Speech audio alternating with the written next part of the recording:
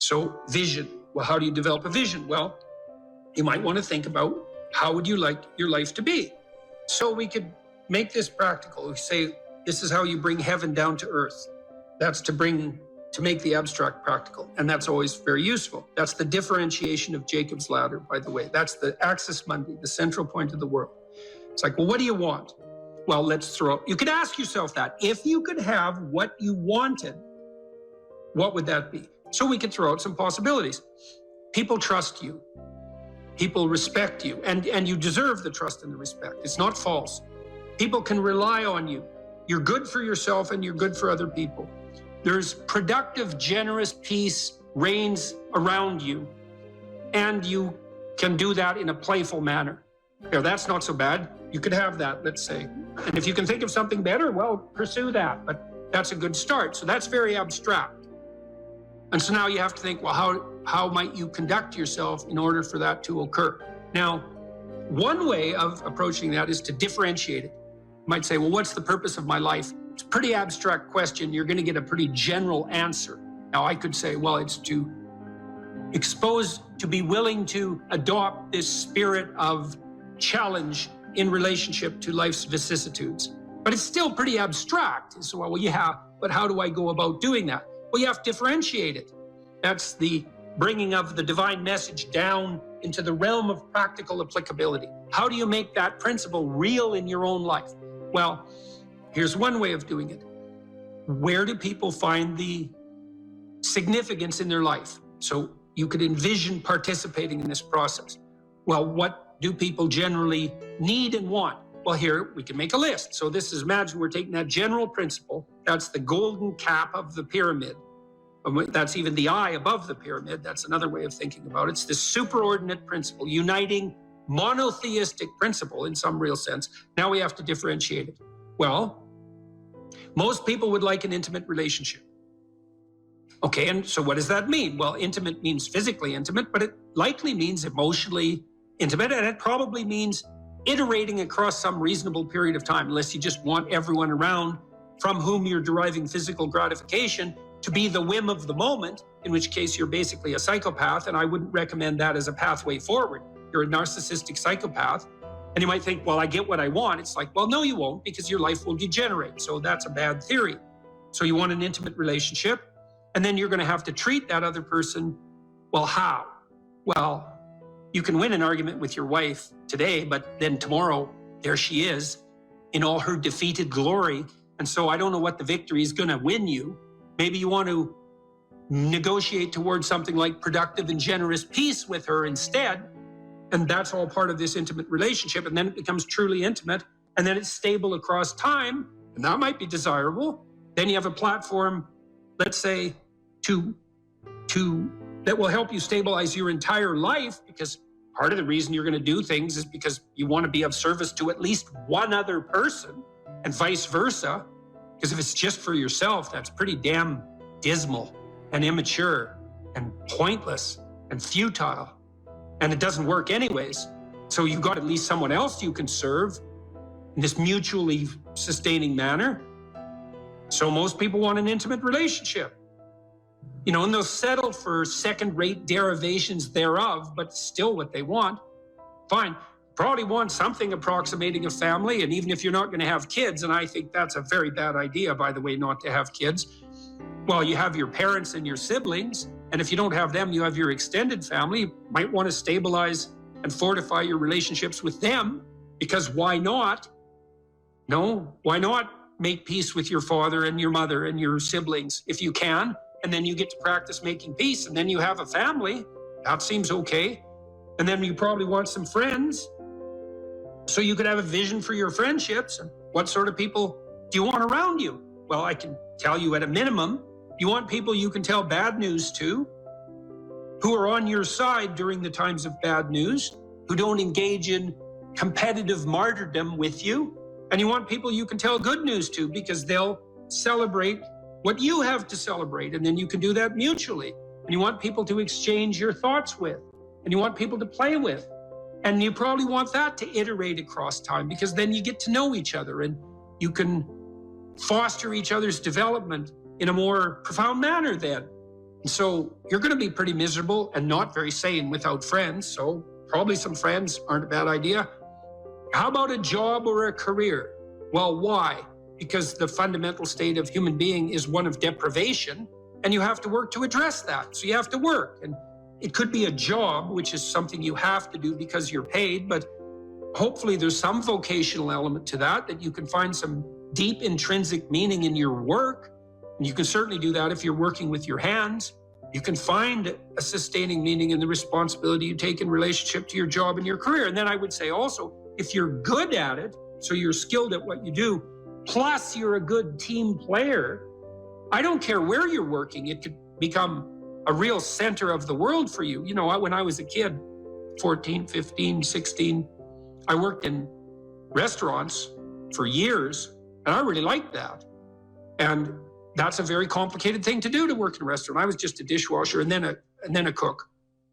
As I moved up the ladder, let's say, and I learned to cook and I learned to clean and I learned to be hospitable and I learned to work in a complex, dynamic environment, because a restaurant is exactly that. And, you know, I got along with the people I worked with, and I came to work on time and I did my bloody job and I tried to do it right. And so most of the people who were my superiors, so to speak, were happy with me. They wanted me to be there and I wanted to be there. You know, it was still a pain when I was a kid sometimes to have to go to work when my friends were out, you know, drinking beer at the local river. And I might have wanted to do that instead. But fundamentally, immersing myself in that environment was positive in every sort of way and made me more responsible and mature. And I enjoyed it a lot. Many of the best memories I have from my adolescence in particular are the times I spent working in the restaurants that I worked in. And you can do that in a masterful manner. You know, there are great restaurants where you walk in and everything's perfect. It's so hospitable. Everyone is treating everyone else extremely well. The food is of immense quality. Like, that's a paradisal place.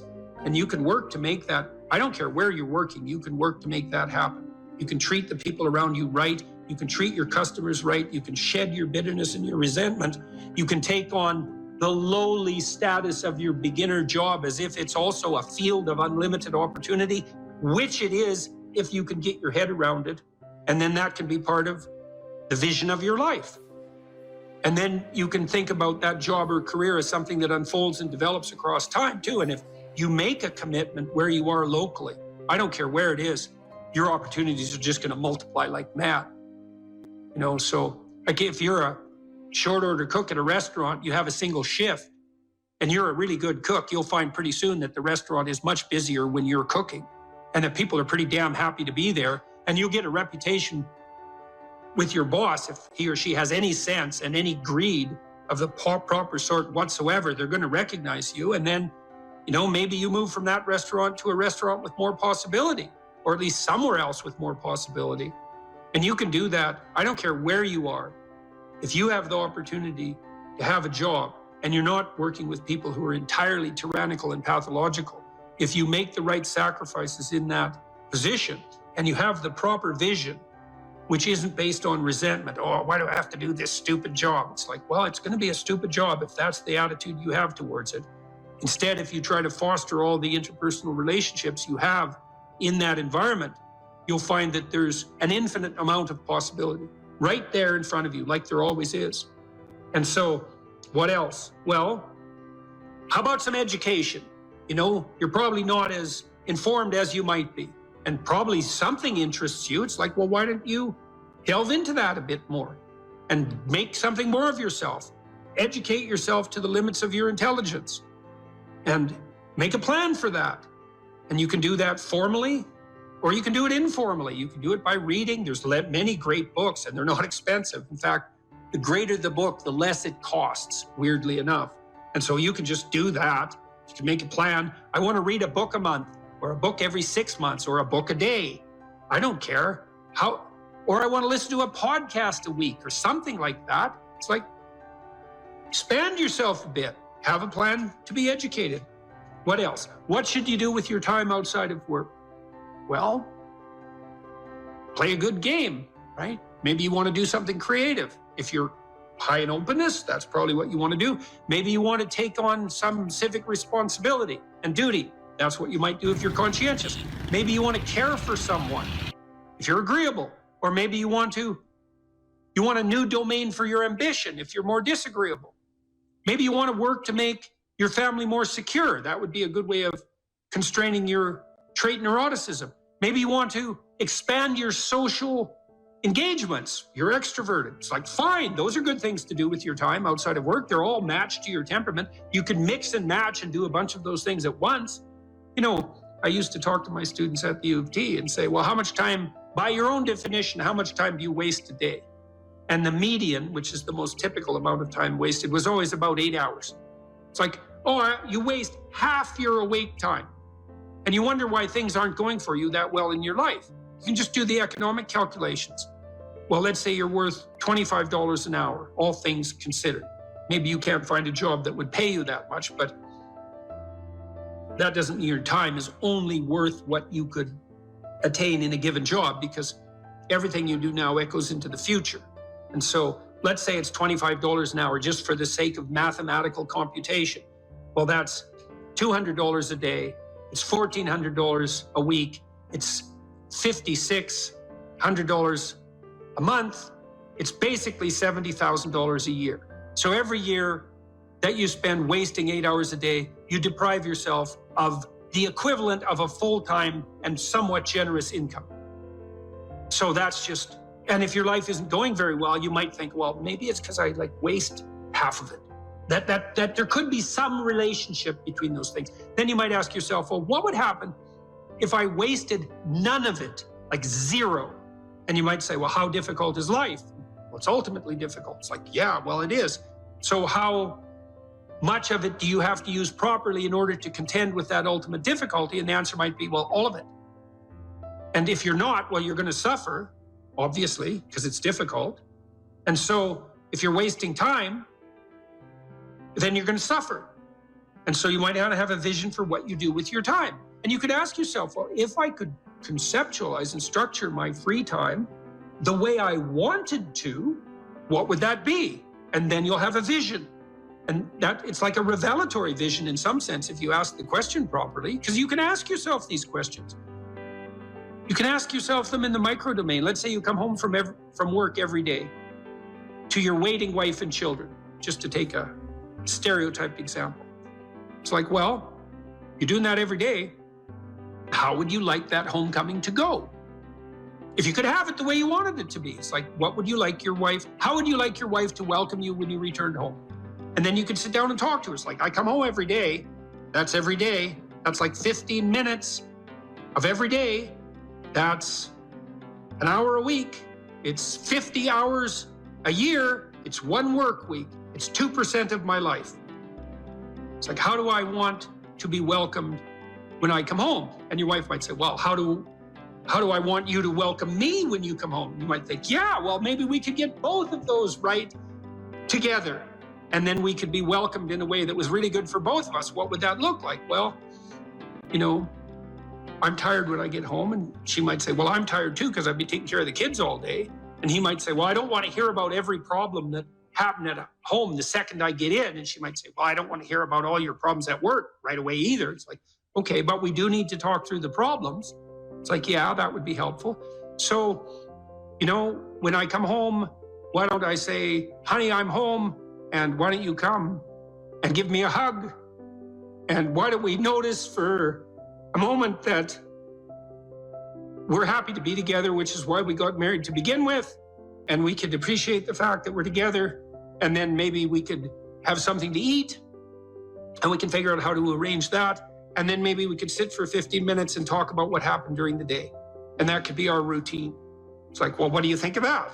Well, here's how I'd modify it. It's like, okay, let's modify it that way. Well, then we'll implement it and see how it works. And that's like 2% of your life fixed.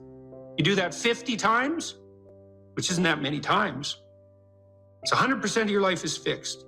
And then when it's fixed, you can even make it better. And doing that 50 times is just not that much. And lots of things iterate, right? You do the same thing every day. You get those things you do every day right, man, you're on the way to having your life together. That's the ritualization of time and space in some real sense. And the application of what's essentially a religious attitude to all the elements of your life that you might otherwise regard as mundane. Oh my God, I have to do the same thing every day. It's like, hey, that's your life, man. The things you do every day. Get those things right. If you gave 1,000 people a list of adjectives to describe themselves with, and one of the adjectives was happy and another of the adjectives was social, you'd find that those who rated themselves high on happy would also rate themselves high on social, and those who rated themselves low on happy would also rate themselves low on social. And by looking at those patterns of covariation, you can determine what the essential dimensions are of human personality. One of the dimensions is roughly happiness. That's extroversion. Another dimension is neuroticism.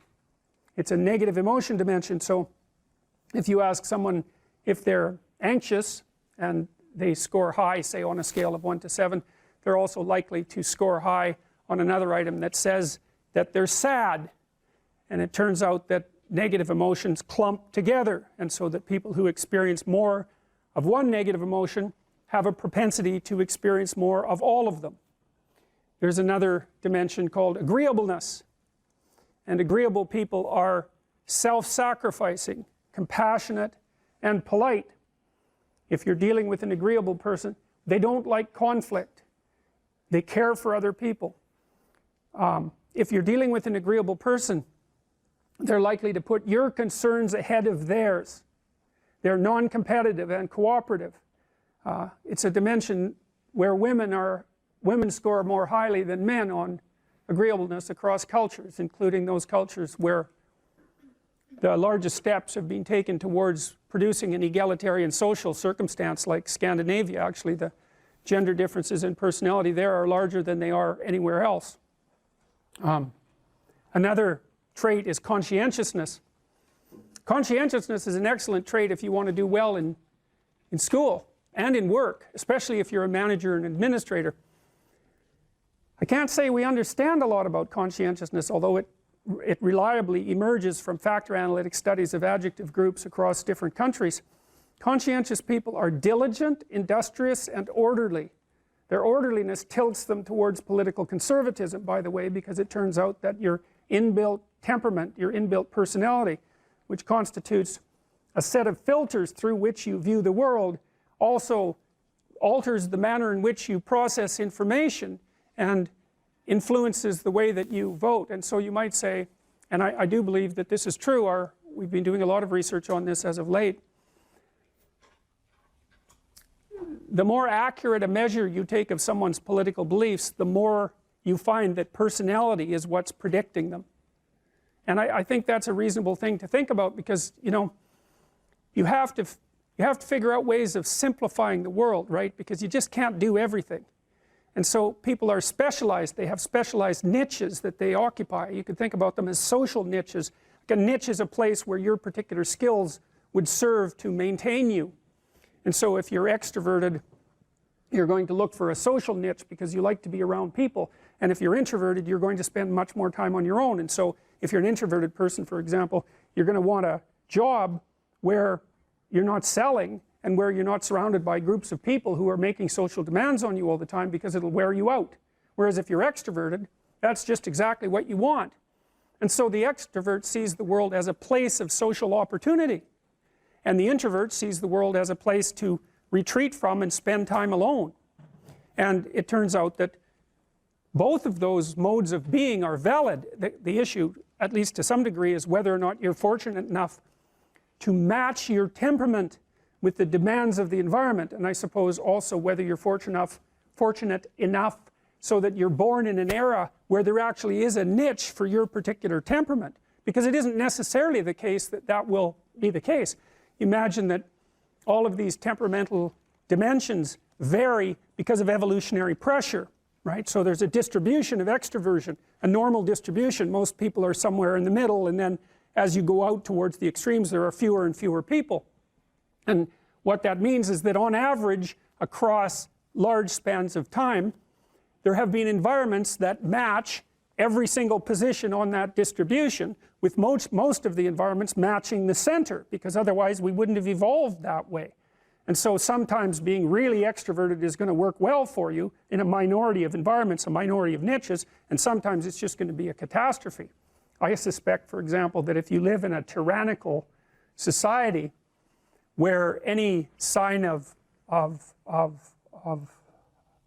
personally oriented activity is likely to get you in trouble, that being extroverted and low in neuroticism wouldn't be a very good idea, because you're going to be mouthy and happy and saying a lot of things, unable to keep your thoughts to yourself, and you're going to be relatively fearless. Now, I don't know that for sure, because we haven't done the studies that precisely match temperamental proclivity to environmental demand, but you get what I mean. So conscientious people, anyways, conscientious people are industrious and orderly. We know a little bit about orderliness.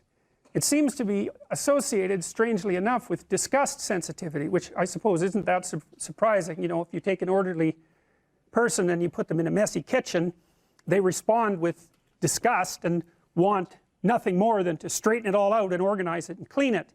And there's tremendous variability in orderliness. And as I said, orderliness predicts political conservatism. It's not the only thing, but it's certainly one of the things. The correlation between conscientiousness and grades is about 0.4. It's about 16% of the variance. It's the second best predictor of university grades after intelligence. And we'll talk about intelligence during this course too. Intelligence is actually a relatively straightforward concept. I don't think I'll get into it today, but conscientious people, their industriousness and their orderliness makes them schedule their time. So they make efficient use of their time. They use schedules and that sort of thing. We haven't been able to figure out anything about the underlying biology or psychology of industriousness. We've tried really dozens and dozens of tests attempting to find a laboratory measure on which industrious people do better, and we failed completely. And there's no animal models of industriousness either. And so I would say it's a great mystery that remains at the heart of trait psychology.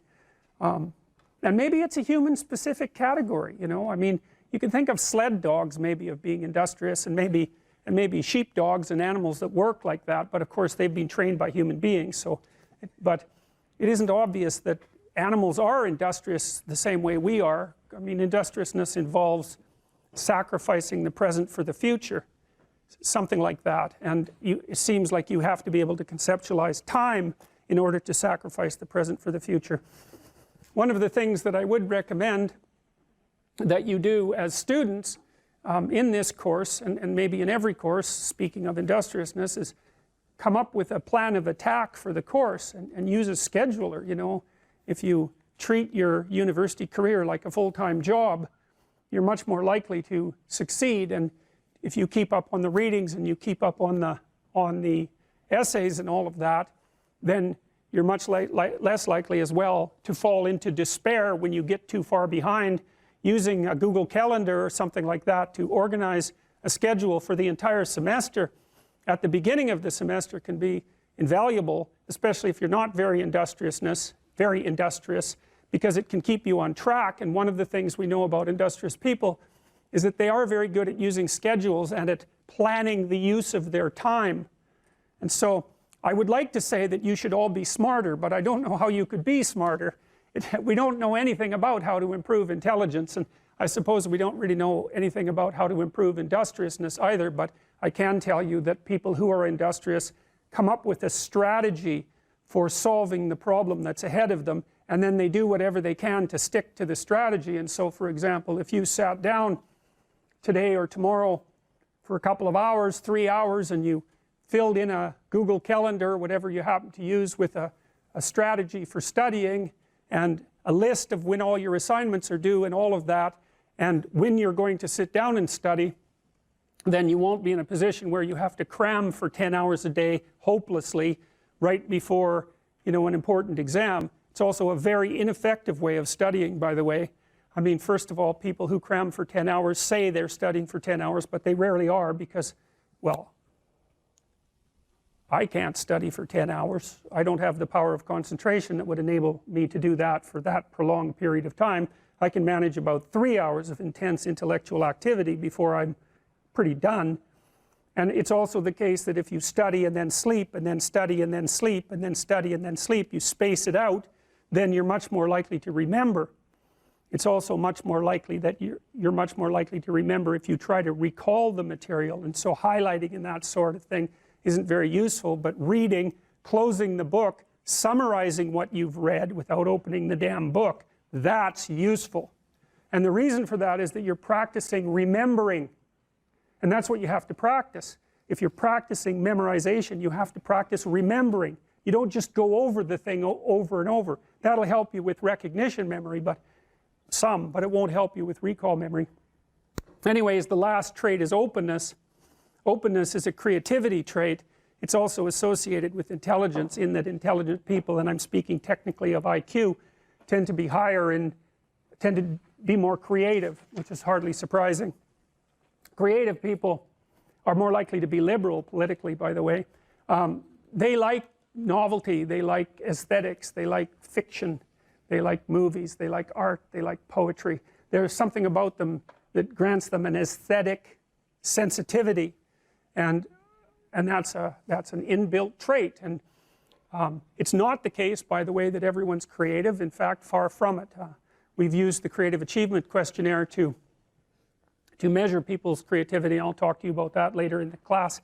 And the Creative Achievement Questionnaire takes 13 dimensions of creativity, so, you know, writing, dancing, acting, scientific investigation, entrepreneurial activity, architectural activity, cooking, there's a handful of others, singing, etc. You know, the sorts of things that you would assume that people could be creative about. And then it asks people to rate themselves on a scale from 1 to 10 on their level of achievement with regards to all those creative domains, with 0 being I have no training or proficiency in this area, and 70% of people score 0 across the entire Creative Achievement Questionnaire.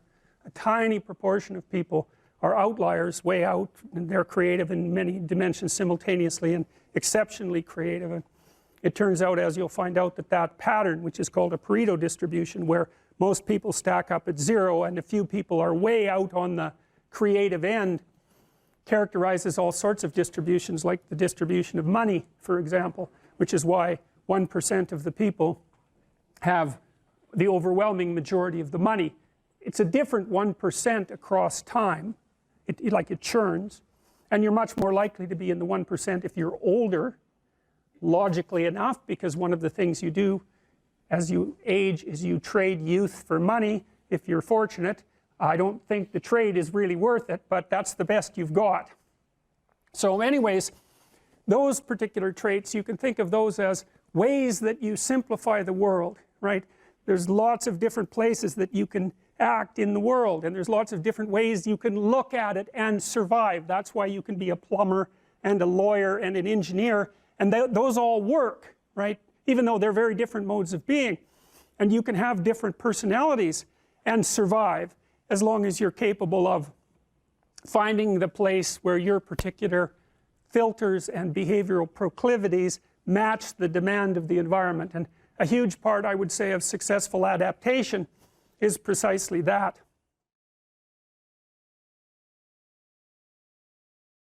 Regulate your habits. Try to get up at approximately the same time each morning. I would recommend that you get up approximately when other people get up. So that would be something in the neighborhood of 7:30 or 8 in the morning, perhaps earlier, perhaps a little bit later, but you want to stabilize that, because your circadian rhythms operate more, what would you call it, fluidly, and your mood is likely to be regulated better if there's islands of stability in your daily routines. Human beings like daily routines, just like dogs like daily routines. And so regulate your sleep. I would say when you get up in the morning, eat breakfast. That's a really important thing to do. I can't tell you how many people I've treated in my clinical practice whose proclivity for emotional instability and depression, anxiety, general hopelessness, emotional pain and gloom and doom, as well as capacity to concentrate, were properly regulated or inhibited or reduced by merely ensuring that they ate I would say, a protein and fat-rich breakfast relatively soon after they wake up. And that's especially true if they're stressed. And as it turns out that if you stress yourself after a fast, which is of course what you've undertaken if you haven't eaten since the night before, that your body produces enough insulin to deplete the sugar in your blood. And then it's very difficult for you to become regulated properly with regards to your metabolism until you sleep again.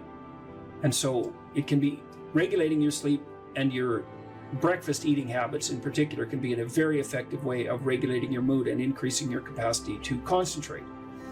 The other thing I would say is that scheduling your time is also extraordinarily useful. And so I can tell you a little bit about how to use schedules effectively. You should develop a long-term plan. So you have to set up your long-term vision. And then I would say, once you set up that vision so that you know how to orient yourself, then you should start designing your days. And you can do that very effectively with a calendar like Google Calendar. Many people say, well, I hate using a schedule, or I hate using a calendar. What you're doing is using the calendar as an external tyrant that's telling you what you should do if you were going to be a conventionally good person each day. So you load yourself up with arbitrary responsibilities. But that's not really how you should use a schedule. What you should use a schedule to do is to design the day that you would most like to have. And obviously that's going to include accepting some responsibility and undertaking to make progress on those things that you have to make progress on to keep your life from collapsing into chaos.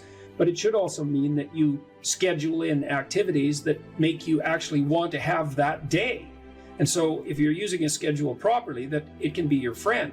And that can also be something that can increase your capacity to concentrate. And then I would say, well, if you're very scattered, then you can start to train yourself. You might say, well, I need to learn to read without distraction. So maybe what you do, you say, okay, well, for the next week, I'm going to read 10 minutes a day, and I'm going to try to limit the distractions.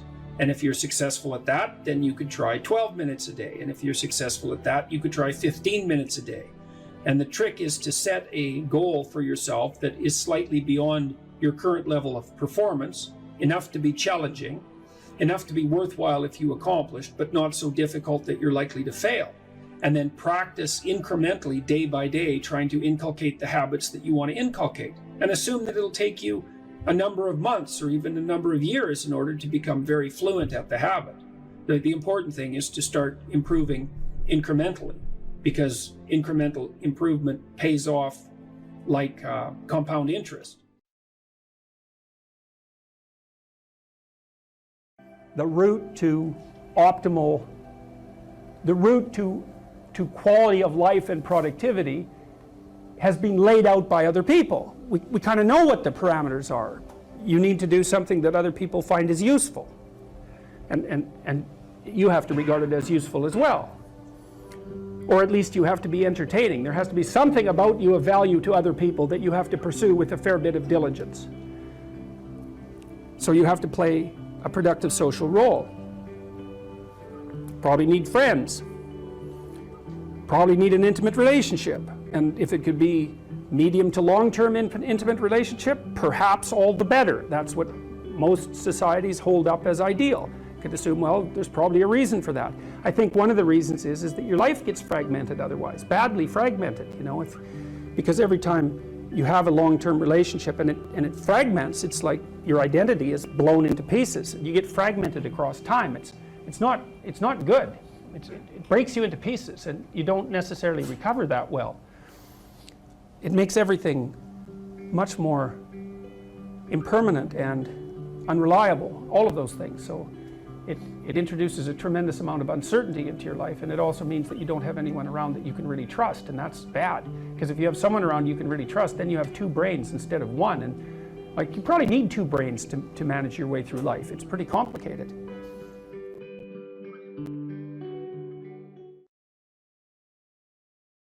Wonderful things can happen if you straighten out everything that's hidden in a family and get it out in the open.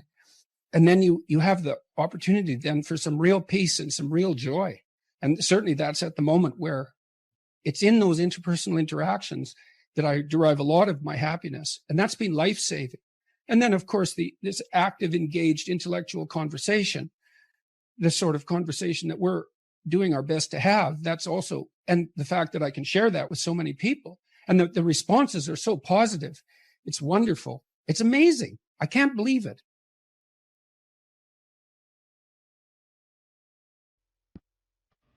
I got together with the woman who was going to become my wife, Tammy. I mean, I've known her since we were 8, and she was a friend of mine when I was a kid. And so we've known each other forever. But we got together seriously when we were in our late 20s. And she was really ready to have a family, like now. And I didn't have a permanent job at that point, although my prospects were good, which was part of the reason she married me. But she wanted to start. And I thought, okay, so I didn't really want to do that. And I thought, okay, what's your problem, Jordan? What is it that you're worried about? And I thought, well, there's an economic issue. That's not really serious. I'll get a job, and she'll come along wherever I go if I have that job. So that's not an issue. It's like, so what then? Well, babies. What the hell do I know about babies? Nothing. I can't take care of a baby. I don't know how to do that. So I said to her, well, the reason I seem to be objecting is because I'm kind of doubtful about the infant stage. Like toddlers, I know what to do with them. I can play with kids. But when they're under a year, they're like a foreign object to me in many ways. I don't know what to do. And so that worries me. And so I'll tell you what, if you'll take primary care for the infant, I'll take care of you and the infant. And how would that be? And I think that's the right role. I really do believe that. And you might think, well, that's sexist. It's like, well, no, not necessarily. How are you so sure that that first year as a mother isn't one of the great parts of the fundamental adventure of being female? Like, so don't give me any crap about that being sexist. That's just, I don't think so. And so what I would do is watch my wife, and if she got tired, spell her off. And I did what I could to take care of the infant, but I knew that, she would take care of that while I stumbled around trying to learn how. And she did that. And that worked fine. And then, as the kids got older, I took more and more responsibility for them. And when my daughter was about 2.5, I think that's right, 1.5, we had our second child. And then I took care of Michaela, the older child, quite a lot after that, because Tammy, of course, was busy, especially that first year with the infant, with Julian. But that worked well. That was a good division of labor as far as I was concerned. And also my wife was very happy about that because she loved to take care of infants. And that's characteristic of a lot of women, and even those that don't admit it. And it's too bad they don't admit it, because there's something wrong with that? Is there some? I saw this tweet the other day about this grandmother, mother of a mature daughter, and the daughter had announced that she was never going to have kids, and her mother said, "Oh, I think that's just great. You're gonna just live for you, and that's just wonderful. And I'm glad you can be so independent." And I thought, how could you possibly say something that stupid to your daughter? It's like, you don't want grandchildren, and you're so sure that she's just not ideologically addled about the fundamental realities and beauties and depth of life. It's like, how many things do? We have a career if we're lucky, or a job if we don't. If we're not, we have an intimate relationship, we have a family. That's life, man. You miss one of those, well, you can do it, but it's a big deal not to do that.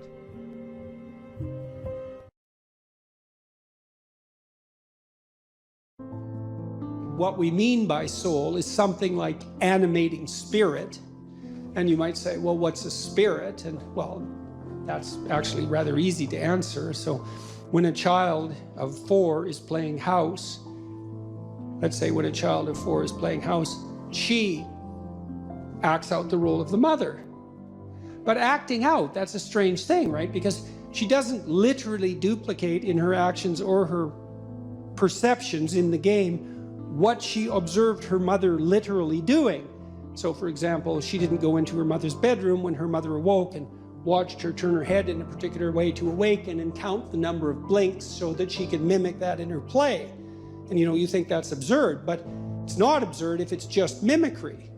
It's not. It's unbelievably sophisticated. So what the girl does is she watches her mother manifest maternal behavior across a vast array of instances, and she integrates that with the image of the mother she's received from all the books she's been read and all the little movies she's watched, the Disney movies and so forth, and she abstracts out the animating principle of the maternal, and then she embodies that in play, and usually with a little boy, and that's practice for what's going to come later. It's unbelievably sophisticated, and she's embodying a spirit, and the spirit there is the abstraction of the central animating principle from multiple embodiments of its manifestation.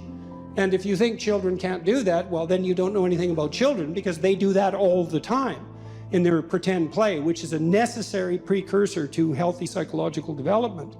And so part of what we refer to as the soul is the presence of that spirit, or maybe even the capacity of embodying such spirits. And it's very difficult to know how deep that goes. You know, I had a vision at one point of all the men in my life who've been particularly influential in a benevolent way. You know, and you think, well, just the mere notion of the idea that there could be a benevolent way that would unite the acts of benevolence across a series of men, that's all comprehensible to you. You take that as a matter of course when you say that there are such things as good men, and you can identify them, right? Something stable about whatever is good across multiple manifestations of incarnation, let's say. And I saw that transform into the Father person of the Trinity as the embodiment of that benevolent spirit. Now, I don't have any idea what that means metaphysically, because who does? But that spirit manifesting itself within is certainly part of what we refer to when we talk about the soul, and you can see that shine through people. I mean, it's part of what gives someone charisma.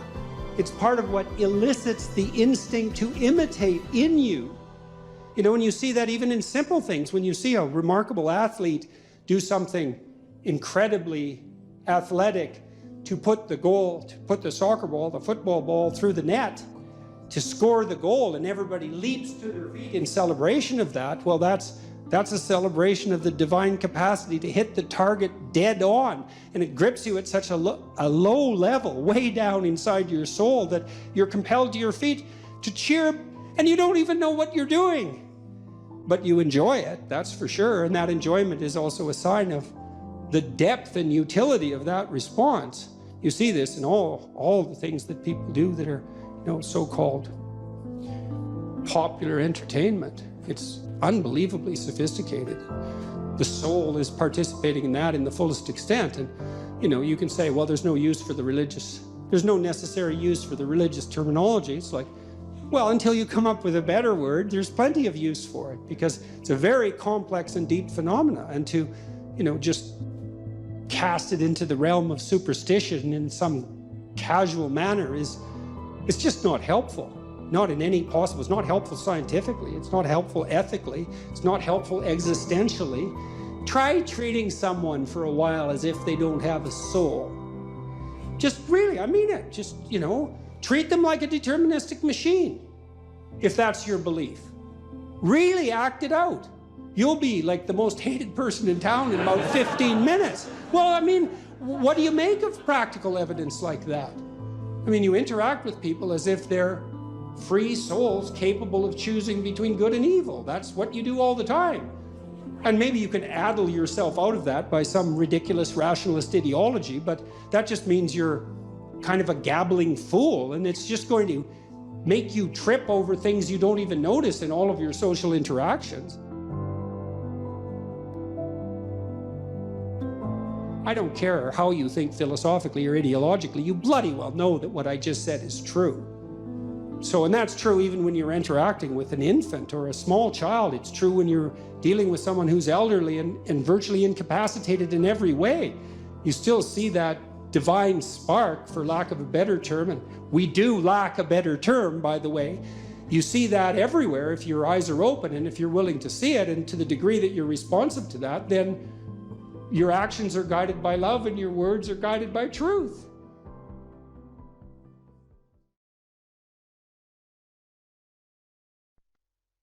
What's my advice to young men seeking a woman for marriage and family? Yeah. Well, okay, fine.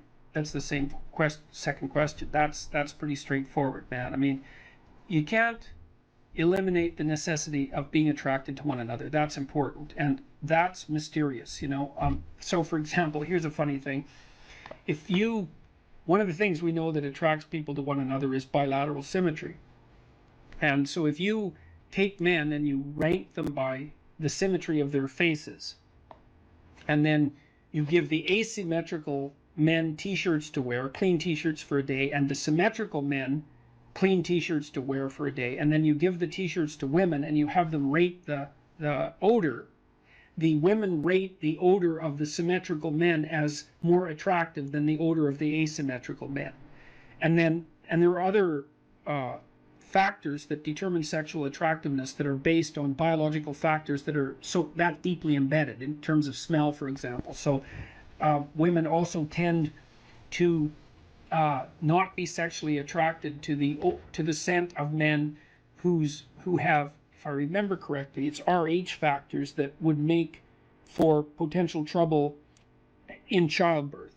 And often the reason that the women give for not preferring the scent of those men is that they smell too much like their brother, something like that.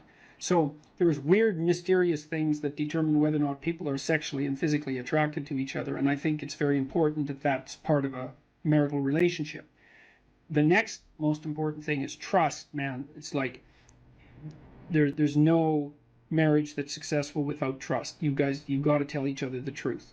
And one of the reasons that Jung believed that marriage and an oath, and Carl Jung, as a bond was necessary, it's really wise. It's like, you know, telling the truth to someone is no simple thing, because there's a bunch of things about all of us that are terrible and weak and reprehensible and shameful and all of those things, and they kind of have to be brought out into the open and dealt with. And you're not going to tell the truth about yourself to someone who can run away screaming when you reveal who you are. And so the marriage bond is something like, okay, here's the deal. I'm going to handcuff myself to you, and you're going to handcuff yourself to me. And then we're going to tell each other the truth, and neither of us are going to get to run away. And so once we know the truth, then we're either going to live together in mutual torment, or we're going to try to deal with that truth and straighten ourselves out jointly. And that's going to make us more powerful and more resilient and deeper and wiser as we progress together through life. And I think that's absolutely brilliant, because if you leave a back door open, man, you're going to use it, that's for sure. And the oath is there, and this was Jung's commentary on the spiritualization of the human pair bond by Christian marriage, for example, which emphasized the what would you call it, the subordination of both members of the marital union to a higher order personality that was embodied in the figure of the Logos. So the idea is that in the Christian marriage, for example, the man isn't the boss and the woman isn't the boss. The boss is the mutual personality composed by the seeking of truth in both of them, and that's conceptualized as their joint subjugation to the Logos. And that is absolutely dead on, man. It's like the ruler of your marital life should be your vow to tell each other the truth. Like in hard times during your life, when you've done something stupid and idiotic that might take you down, and you don't have anybody that you can turn to, you know, if you have a partner that you can trust, you can go say, hey, you know, I made a big financial mistake, man, and it's really torturing me, and I feel like a complete idiot, and it's really dangerous. And the person there is going to help you figure out what to do about it. And they're going to know that when they make a stupid mistake, and they're bloody well going to, that they can come and talk to you, and that you guys are going to work your way through it. And that's a big deal. And there's a couple of things our culture gets really wrong, and one is it devalues marriage. That's really a very bad idea, because marriage is like a third of your life, and maybe more. And kids are a third of your life, and your life outside of marriage and kids is a third of your life, you know, approximately speaking. And to miss any of that is a massive, massive mistake. Now, having said that, I will also say that for some people, missing one or more of those is necessary, because they have a reason. You know, maybe they're brilliantly creative artists and they need to devote themselves entirely to their career. or they're outstanding in some way, and so they can justify the sacrifice of one part of that triad of being to another part. But generally speaking, it's a very dangerous thing, and it shouldn't be done. And also, kids get an absolutely terrible rap, because kids are delightful if they're well behaved. One of the chapters in my new book is called "Don't Let Your Children Do Anything That Makes You Dislike Them." And you can do that, especially if you discuss it thoroughly with your spouse, the person that's helping you discipline the kids. And children are the best company because they're really enthusiastic about everything. They love doing new things. They really love you, so they're happy that you're around. All you have to do is make sure they're not too hot and they're not too cold and they've had something to eat and they're not too tired, and you don't expect them to stay engaged in something for longer than they can manage. Because we used to take our kids when they were little out to restaurants, for example, and they could sit there no problem and behave really nicely when they were 2 and 3, but they couldn't do it for more than about 45 minutes. You can't push your luck. But I also noticed with little kids is that they got antsy and unreasonable about 5 to 10 minutes before the adults did too. It's just the adults were too stupid to notice. The kids would notice right away. So back to marriage. Well, you look for someone that you're attracted to, that you love, and then you look for someone that you can bloody well trust. And then you tell them the truth. And that way maybe you can get through life and you can have someone to weave the rope of your being with and together to make your joint rope stronger, and you can have some continuity in your narrative, and you can have children, and then you can have grandchildren, and like you can have a life, man, and there's nothing. You're so fortunate if you can manage that. And so, okay, so there's that one. So what's my advice to young men seeking a woman for marriage and family? Yeah, well, and also, marry someone you think would be a good mother and that has enough sense, generally speaking, to know that she wants children. Now, some women don't want children, and fair enough. And some women perhaps shouldn't have children. That's also possible. But the general rule of thumb is, especially once a woman's in her mid-20s, if she doesn't know that she wants children or won't admit it, unless she has a viciously important reason, then she's not oriented properly psychologically. She doesn't know what's important in life. Now, that might also be the case with you, and it probably is, but as a rule of thumb, that's a really good one. I started doing what I'm doing back in, say, probably 1985, because I realized that one of the pathways to totalitarian catastrophe was deceit at the individual level. Yeah. This is something that Solzhenitsyn made very much of, Orwell as well, Huxley as well. These great thinkers concluded in the aftermath of these totalitarian catastrophes that there was an integral link between pathology at the individual level, which was fundamentally the willingness to use deceit in an instrumental manner. I'll lie to you to get what I want, and authoritarian catastrophe, and that it was a direct causal link. And I actually buy that argument. Mm-hmm. I think that's literally true. And so partly what I'm doing, I hope, is helping people walk through thinking about why telling the truth is a good idea. Not only for them, not as a top-down, shake your finger moral injunction, mm-hmm. Don't lie, you shouldn't lie, but in a detailed manner to explain the relationship between the instrumental use of deceit and the collapse of civilizations. And that connection is way closer than people think. So one person influences 1,000 people, for sure, in their lifetime, and sometimes a lot more than that. And 1,000, the next rung out from that, 1,000 times 1,000 is 1,000,000, and the next rung out from that is 1,000,000,000. And so you're always at the center of a concentric circle that 2 rungs out contains 1,000,000,000 people. Mm-hmm. Well, it turns out that what you do matters. And basically what I'm doing, I hope, is touring and talking to people face to face in these lectures, for example, and making the case that it's a terrifying case. Everyone says, well, we want meaning in our life. Do you now? Do you now? Because you might ask yourself, what's the more threatening possibility? That nothing you do matters, which means you can pretty much do whatever you want. Mm-hmm. That's the upside of that nihilistic claim, no responsibility, right? And why not pursue narrow-focused hedonism, since nothing matters anyways? So that's the shadow of nihilism. Or everything you do matters. And it's a lot more terrifying to contemplate that you will be held accountable for everything you do.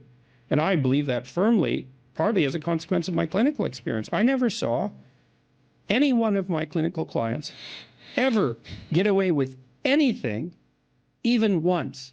And you think, well, people get away with things all the time. It's like, no, they don't. They might gain a narrow advantage in one dimension in the short term.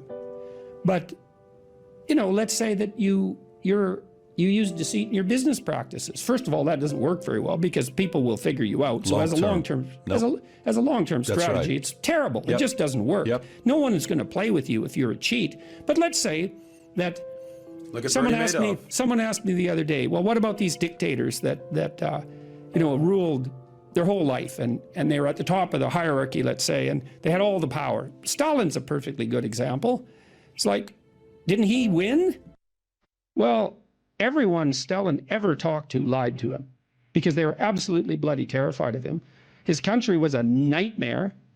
It was a hell, or as close as we've been able to produce, with the possible exception of the Nazis and the Maoists, but it was up there in terms of hell.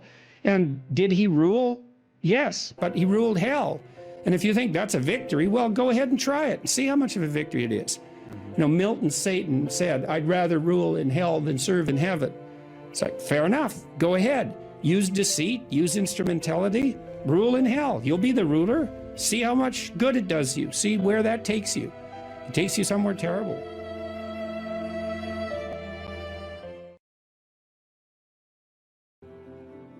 Life has proximal meanings, right? There's the meaning that you experience when you're engaged in a piece of art, or when you're reading, or when you're engrossed in a movie or in a conversation. There's the meaning that emerges within your relationships with people that you cherish or are enthusiastic with. There's meanings of security and predictability. There's meanings of duty and responsibility and active engagement with your job and your career. There's meanings of aesthetic pleasure. Now,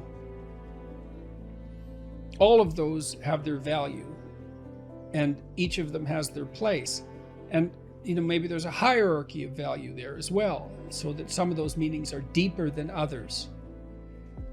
And then you might say, well, what characterized the deepest of all meanings? And it would be something like relationship with the transcendent, and that would establish a relationship between you and what's always been conceptualized as God, which is generally supposed to be something ineffable, right? It's not definable, but you might think about it as the central animating spirit of the age, or the value around which all other values are organized, or the wisdom of the ages, or the creative spirit that possesses you when you're inspired, or what grips you with enthusiasm at a sports event or at a musical event. All of those things. And we need a relationship with that. And we find our deepest meaning in that relationship. And if we don't find it, I think, if we don't find it in something that's explicitly religious, then we tend to magnify something of lesser value, say something political, into that to fill the void. So yes, life has proximal meanings without God, without eternity, but at the ultimate level, something's lacking.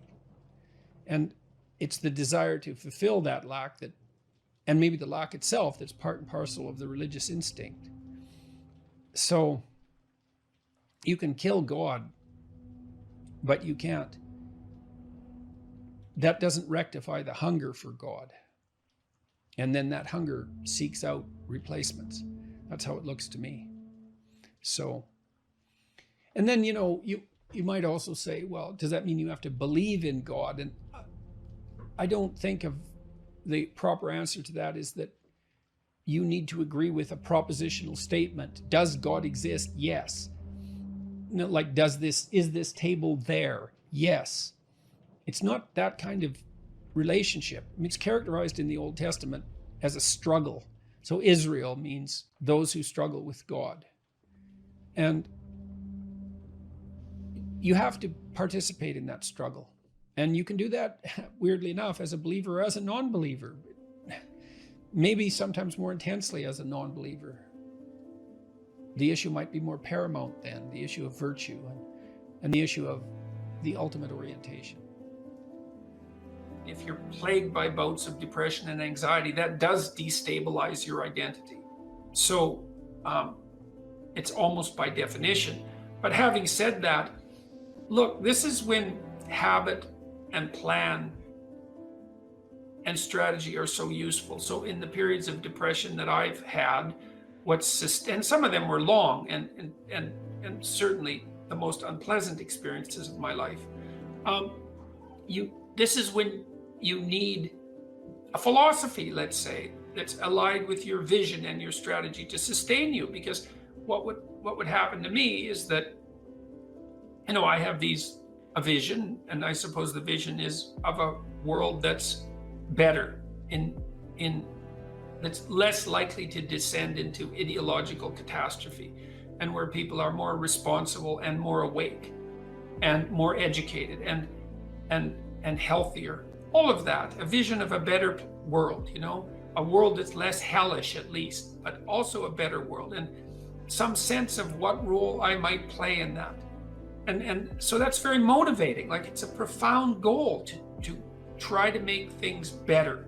And you can do that locally. You can do that for yourself. You can do that for your family. You can do that for the broader community. And all of that's worth it, man. It's worth making some sacrifices for. It's worth suffering for to some degree. And then you decompose that into the day-to-day and week-to-week strategies and actions that you're undertaking, the plans and the activities that you're putting forward to make that dream a reality, to realize it. And then when the depression and anxiety come along, you think, part of it with depression, it's just bloody endurance. It's like you get up and you work through the next hour, you try to stay on track, you try to implement your strategic plans to the best of your ability, and you hope and you pray that you'll get through it. You'll get through it, and that the darkness will recede, and you stay on track. You eat even though you're not hungry. You get up even though you want to stay in bed. You interact with people even though you'd rather be alone. And it's the benefit of disciplined habits can sustain you. It's like the boat you're rowing in through a terrible storm, leaks and all, and maybe you'll be overwhelmed, but you have the boat and you can row forward, and that's what you've got. The hallmark of true sovereignty is the willingness of the elite, let's say the talented, the productive, the blessed, the gifted, to justify the unequal division of talent by serving to ameliorate the catastrophic suffering of the dispossessed. Now, Nietzsche warned about that, right? He thought that Christianity would devolve in some sense into the woke nightmare that it has devolved into. But I think he failed to give the devil his entire due. And the notion that the highest is the highest because it voluntarily serves the lowest, that's a deadly idea. And I don't think it's an ideological idea at all. I think it's an idea that removes the paradox of human existence. And so there's that, but then there's another insistence in both Judaism and Christianity, and I'm not saying it's limited to those doctrines, by the way, that the way to deal with suffering is not to avoid it or to circumvent it with a shallow hedonism, but to face it intensely, head-on, and voluntarily in its full manifestation. And so one of the things I've realized about the Passion story, which Jung regarded as an archetypal tragedy, and in some sense a limit case, right? A story so tragic that you cannot write a more tragic story. Right. Is that it drags the observer, and so that's all of us in Christendom, through the entire catastrophe of human existence, right? So it confronts you with the mob that's after you, that you are also part of. It confronts you with moral relativism in the shape of Pontius Pilate. It confronts you with the oppression of the totalitarian state of foreigners, let's say, in the guise of Rome. It confronts you with the betrayal of your best friend. It confronts you with the willingness of the crowd to punish the virtuous and free the criminal. And that's the story of Barabbas and Christ. And Pajot told me the other day, Jonathan Pajot, that an alternative name for Barabbas was Jesus. And that what the crowd did was pick the political revolutionary over the spiritual leader. And that's perfect. And then it confronts you with the reality that we all face our own mortality, and too early. And the fact that sometimes the innocent and virtuous are punished. And so and then of course there's the horrible, tragic, torturous death, all of that. And that's all signified by the image of the crucifix and what we're doing to ourselves, even though we don't know it. I'm speaking mostly psychologically, although somewhat theologically, is that we're exposing ourselves to the ultimate catastrophe of human existence, while simultaneously manifesting the faith that if we face that unflinchingly, that will resurrect us instead of killing us. That's quite powerful. It's something, man. It's something. It's something I've been puzzling out for, well, a long time, but particularly for the last 6 months. I'm going to write about that in my new book. And when I talk to my audiences about that, and I would especially say this has an impact, again, on demoralized young men, and say, look, we don't know the limits to the expansion of your personality if you're willing to face things without deception. And that's a variant of that radical honesty we were already talking about. Don't live by lies. Well, life is rife with injustice, atrocity, and suffering. And so what do you do with that? Do you avoid it? There's good physiological evidence, by the way, that if you take two groups of people and you subject one group to a stressor involuntarily, and you get the other group to take on the stressor voluntarily, that the pattern of psychophysiological response is entirely different. It's entirely different emotionally, motivationally, and in terms of the damage it does. And so the involuntary imposition of a threat is stressful and damaging, but the voluntary acceptance of a threat is invigorating and revivifying. Now, it would be nice if we could be optimistic, and I think, again, the problem with being optimistic is that it's naive. So then the question is there an optimism that's not naive? And I think there is. And the optimism that's not naive is in just a visualization of how strong people can be. So one of the things that I tell people, I've told my students in my class, in Maps of Meaning, here's a goal. You want to be the person at the funeral of your father that everyone can rely on. How would that be? You want to be the person who's broken and useless and adding to the misery in the corner. And look, I'm not making light of people's grief. I understand grief. But who do you want to be when there's a crisis? Right? Do you want to be the person that everyone can turn to for strength? It's like, why the hell not? Why not that as a goal? That'd be a good goal, because then if there's a crisis, and there will be, it won't be such a bloody crisis, because there'll be someone there that can deal with it. So when I went and talked to these people at the funeral home, I envisioned that. I thought, okay, well, this is something you have to contend with if you're going to be alive and adult. You have to contend with death and suffering, and you have to be ready for it. And you have to be there for the person, because that's all they're going to have. And so there's a goal, man. And in this time of nihilism, it's what's the point of life? People ask, and they're taught that at universities. What's the point of life? Everything's interpretation. Humanity's a cancer on the planet. Well, how about no? How about not that? How about that there's something to us?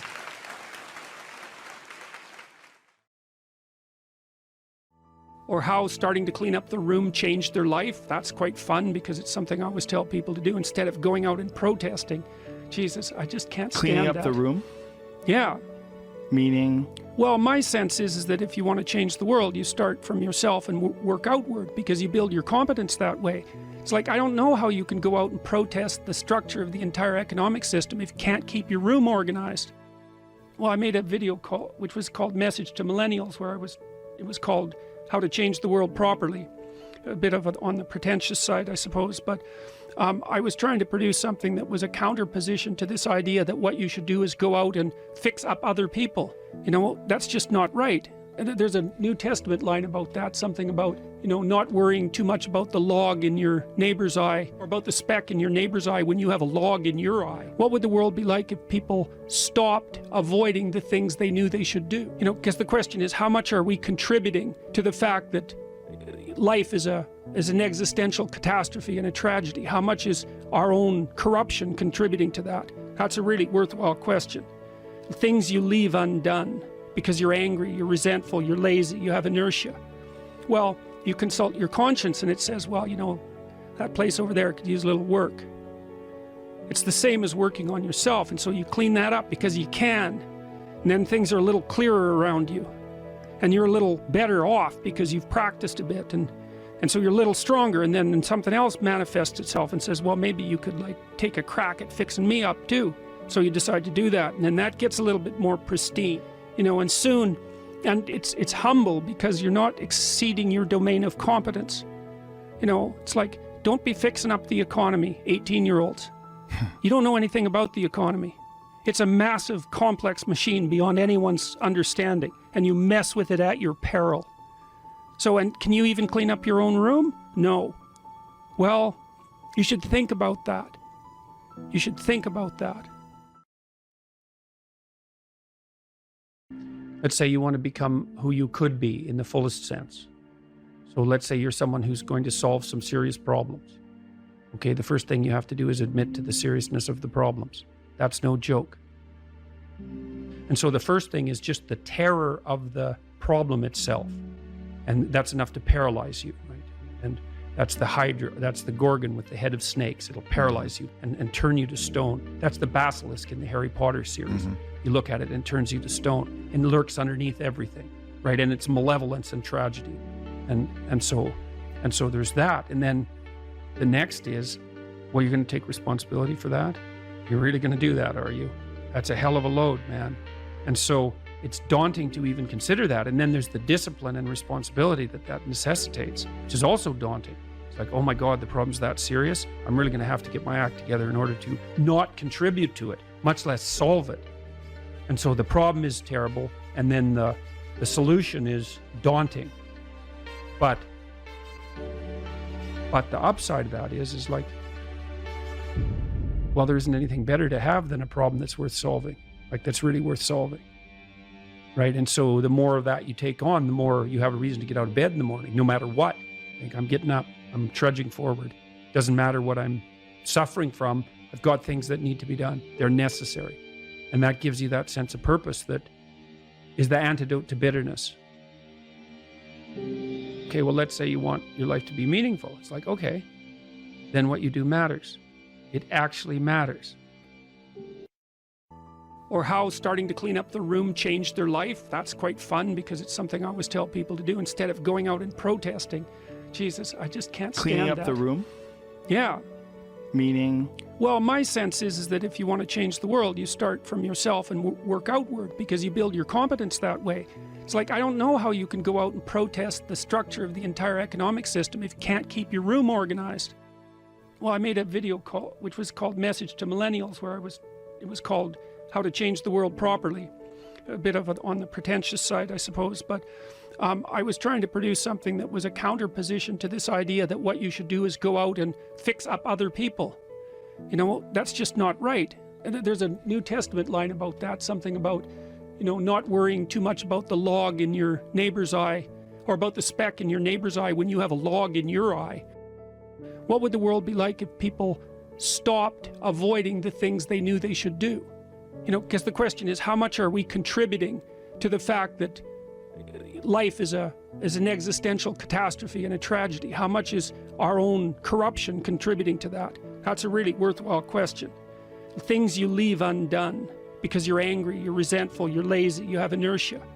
Well, you consult your conscience and it says, well, that place over there could use a little work. It's the same as working on yourself, and so you clean that up because you can. And then things are a little clearer around you. And you're a little better off because you've practiced a bit, and so you're a little stronger, and then something else manifests itself and says, well, maybe you could take a crack at fixing me up too. So you decide to do that, and then that gets a little bit more pristine. And soon, and it's humble because you're not exceeding your domain of competence. You know, it's like, don't be fixing up the economy, 18-year-olds. You don't know anything about the economy. It's a massive, complex machine beyond anyone's understanding, and you mess with it at your peril. So, and can you even clean up your own room? No. Well, you should think about that. You should think about that. What could you do to improve yourself? Well, let's step one step backwards. The first question might be, why should you even bother improving yourself? And I think the answer to that is something like, so you don't suffer any more stupidly than you have to. And maybe so others don't have to either. It's something like that. You know, like there's a real injunction at the bottom of it. It's not some casual self-help doctrine. It's that if you don't organize yourself properly, you'll pay for it, and in a big way, and so will the people around you. Now, and you could say, well, I don't care about that, but that's actually not true. You actually do care about that, because if you're in pain, you will care about it. And so you do care about it, even if it's just that negative way, you know. It's very rare that you can find someone who's in excruciating pain who would ever say, well, it would be no better if I was out of this. It's sort of, pain is one of those things that brings the idea that it would be better if it didn't exist along with it. It's incontrovertible. So you get your act together so that there isn't any more stupid pain around you than necessary.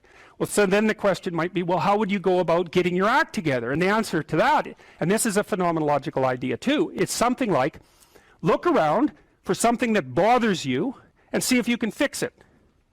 So now you think, well, let's say you go into you can do this in a room. It's quite fun to do it just when you're sitting in a room, like a room, maybe your bedroom. You can sit there and just sort of meditate on it and think, okay, if I wanted to spend 10 minutes making this room better, what would I have to do? And you have to ask yourself that, right? It's not a command, it's like a genuine question. And things will pop out in the room that you know, like there's a stack of papers over there that's kind of bugging you, and you know that maybe little order there would be a good thing, and you know, there's some rubbish behind your computer monitor that you haven't attended to for like 6 months, and the room would be slightly better if it was a little less dusty and the cables weren't all tangled up the same way. And like if you allow yourself just to consider the expanse in which you exist at that moment, there'll be all sorts of things that'll pop out in it that you could just fix. And you know, I might say, well, if you were coming to see me for psychotherapy, the easiest thing for us to do first would just be to get you to organize your room. You think, well, is that psychotherapy? And the answer is, well, it depends on how you conceive the limits of your being. And I would say, start where you can start. You know, if something announces itself to you, which is a strange way of thinking about it, as in need of repair, that you could repair, then, hey, fix it. You fix 100 things like that, your life will be a lot different. You know, I often tell people too, fix the things you repeat every day, because people tend to think of those as trivial, right? You get up, you brush your teeth, you have your breakfast, you know, you have your routines that you go through every day. Well, those probably constitute 50% of your life. And people think, well, they're mundane, I don't need to pay attention to them. It's like, no, that's exactly wrong. The things you do every day, those are the most important things you do. Hands down. All you have to do is do the arithmetic.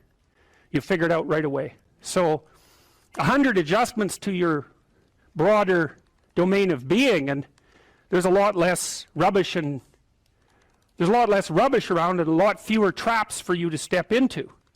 And so that's in keeping with Jung's idea about erasing once you've got your mind and your emotions together, and once you're acting that out, then you can extend what you're willing to consider yourself and start fixing up the things that are part of your broader extent. Now, sometimes you don't know how to do that. So you might say, imagine you're walking down Bloor Street and there's this guy who's like alcoholic and schizophrenic and has been on the streets for 10 years. He sort of stumbles towards you and, you know, incoherently mutters something.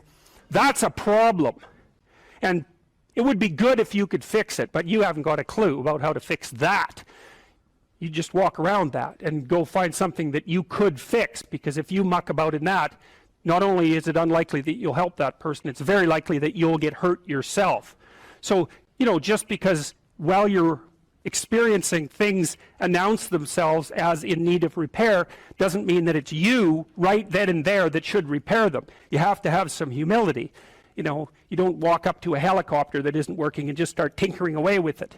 You have to stay within your domain of competence. But most of the time, if people look at their lives, you know, it's a very interesting thing to do. I like the idea of the room, because you can do that at the drop of a hat. You know, you go back to where you live and sit down and think, okay, I'm going to make this place better for half an hour. What should I do? And you have to ask, and things will just pop up like mad. And it's partly because your mind is a very strange thing. As soon as you give it a name, a genuine aim, it'll reconfigure the world in keeping with that aim. That's actually how you see to begin with.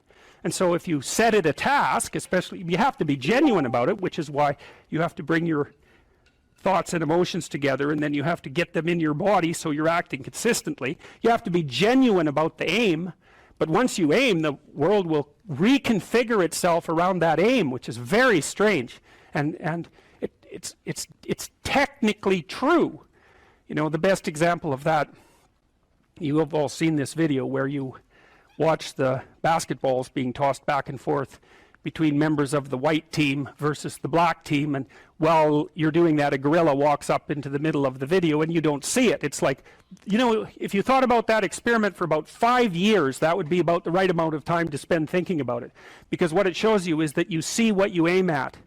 And that, man, if you can get one thing through your head as a consequence of even being in university, that would be a good one. You see what you aim at. And so, because one inference you might draw from that is, be careful what you aim at, right? What you aim at determines the way the world manifests itself to you.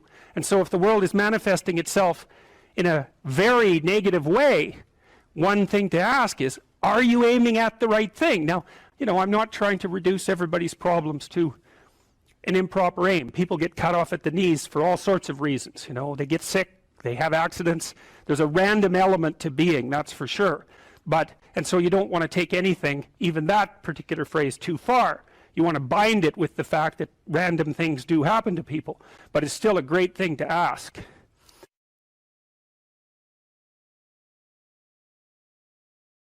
So imagine you have a goal in mind. You want to get to work in the morning. I used to ask my students a question like this, is like, what? Maybe they're going to write an essay. Why are you writing the essay? Why are you in class? Well, I'm in class because I need this class because it's part of my major. Well, why did you pick a major like that? Well, I'm interested in psychology. Well, why did you come to get a degree? Well, I think I need a degree to get a job. Well, why do you need a job? Well, I need a job to keep body and soul together, and maybe to be productive, and maybe to, you know, establish a name for myself. And why do you want to do that? Well, because, you know, it's part and parcel of living properly. And why do you want to live properly? And well, then, and how would you live if you lived properly? And at that point, people are usually unable to answer, you know, because you can just push people with questions about why until they run out of explanations. But the point is that you're always doing whatever you're doing because what you're doing is nested in a sequence of goal-directed actions. And those can be more or less sophisticated. If you're not very sophisticated at all, the nesting might be like 2 structures deep. You know, maybe you're, I don't know, you're bored and you want to go get drunk, you know, and why? Well, because you don't want to be bored. And if someone pushes you a little farther than that, you hit them. And, you know, you don't want to delve into it. But if you're sophisticated, you have a pretty good hierarchy of answers. So you might say, well, why do you want to be a productive and generous citizen? And like I said, people usually bottom out there, but you could say, well, that's part of reciprocal altruism, and if I'm productive and generous, then that'll encourage other people to be productive and generous, and if we're all productive and generous together, then there'll be more for everyone, and we'll all get along better, and we'll get along for a longer period of time, and that'll make us all more stable, and that'll make our societies better. And then, you might say, well, why is that relevant? You might say, well, because the alternative to that is something like a descent into something approximating hell, and so that's part of a reflection of the divine order and the eternal battle between good and evil. And then you could push it farther than that, and you could say, well, are you going to be on the side of the redemptive hero, or are you going to be on the side of the eternal adversary? Like, you can keep digging down farther and farther, and the farther down you dig, the more you get down into what you might describe as the implicit religious substrate. And it's very much useful to know that and to make as much of that conscious as possible. So now imagine that you've come to this talk tonight because you've decided to aim up. And maybe you haven't formulated that precisely explicitly, but something is driving you in this direction. And then you come to the talk and you find out that I'm talking about something that isn't what you expected, and it doesn't seem to be moving you along on your pathway forward to that end. And what's going to happen is you're going to be disappointed.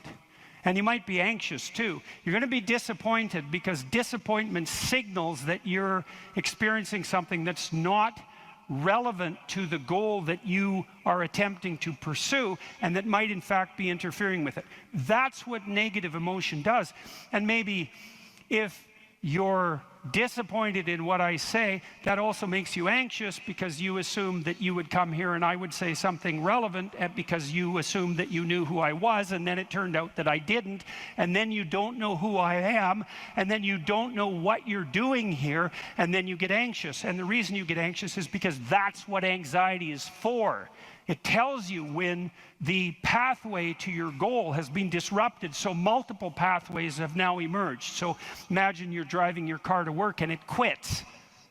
And what happens is you get anxious. And the reason you get anxious is because, well, you were beetling along quite nicely in your world, and everything was reduced to like a unidimensional simplicity. You weren't in a car as an object, you were in a thing that took you to where you wanted to go, and it was just doing what it was supposed to be doing, tracking you along the pathway to your goal.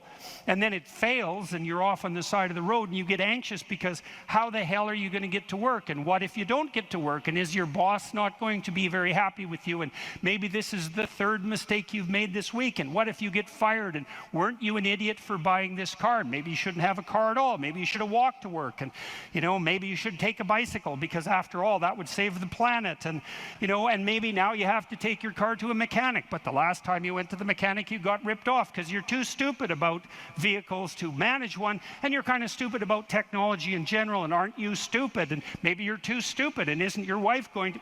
That's anxiety, right? And that's the emergence of a multiplicity of pathways, right? And so what anxiety signifies is the degeneration of an attentional hierarchy into multiplicity. And the reason you get anxious and it feels bad is because now your body can't compute how much energy you have to put out in order to get to your goal.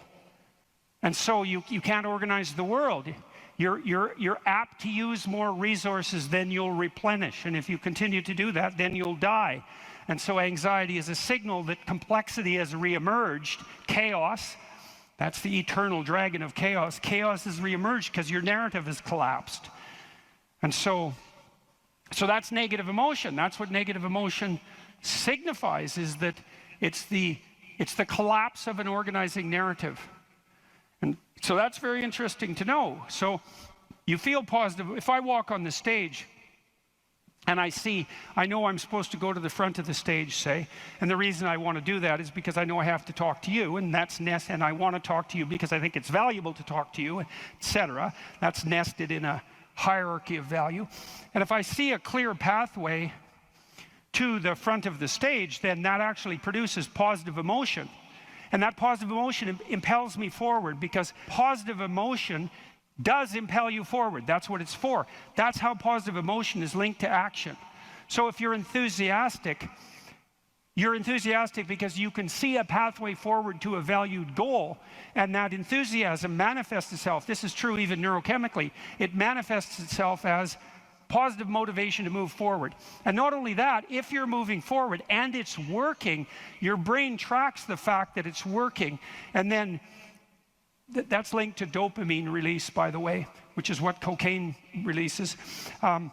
It's linked to dopamine release. And the other thing your brain is doing, even when you're just walking to where you want to go, if you're successfully walking there, your brain tracks what you're doing. There's circuits that are activated while you're doing it. And if what you're doing results in the result you desired, then the dopamine floods those little neurons that are active, and it makes them grow and flourish. And so as you practice something that's working, the circuit that is activated as you're practicing is bathed in dopamine, and that makes it stronger. And that feels good. It's growth. It's part of positive emotion. And so the positive emotion moves you forward, but also encourages you to develop a habit of that practice. And so one of the things I would bloody well say is, don't make a habit of pursuing things that aren't good for you, because you build that into you. That's what happens if you become addicted to something, you know. You build a little monster inside you that's grown. It's there. It's after one goal, despite everything else. Not a good outcome. So now positive emotion also signals the fact that it's also an energy conservation observation. So as I move forward towards my goal, with each step I take, it's going to take less energy to get to the goal. And so that means that the positive emotion signifies,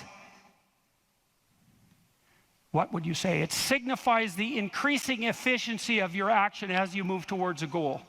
So negative emotion signifies the fact that things have got too complex for you to manage, and positive emotion signifies that you're approaching your goal and becoming, and that there's less demand on energy output with every step forward.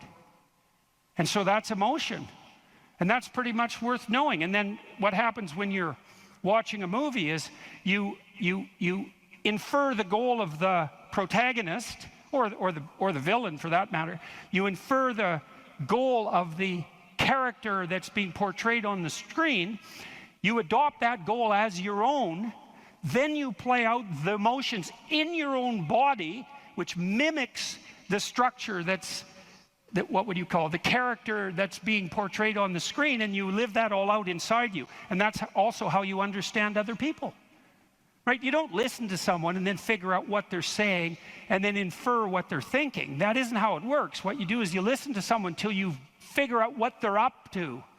As soon as you figure out what they're up to, you can adopt that frame of reference. As soon as you adopt that frame of reference, you have the same emotions. And that's what makes you united.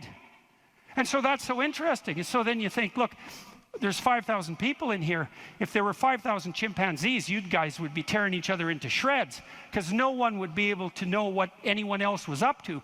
But because all of you are here paying attention to the same thing in the same way, you have virtually identical emotional states, and that means instantly your behavior is rendered predictable to one another. And there's no difference between that and peace. They're the same thing.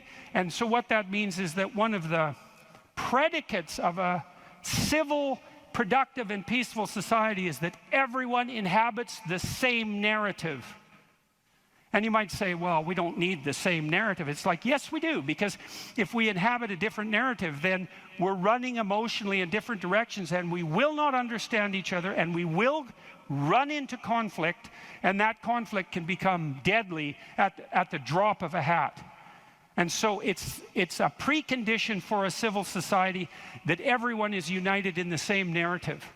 And then that begs the question, right? What is the narrative insofar as we're unified? And another question, which is, what should the narrative be? Right? Now, the postmodernists figured out that we looked at the world through a story, but they said their mantra is they became skeptical of meta-narratives, which are uniting narratives. And that's all well and good to be skeptical about meta-narratives, but you run into the problem of internal disunion.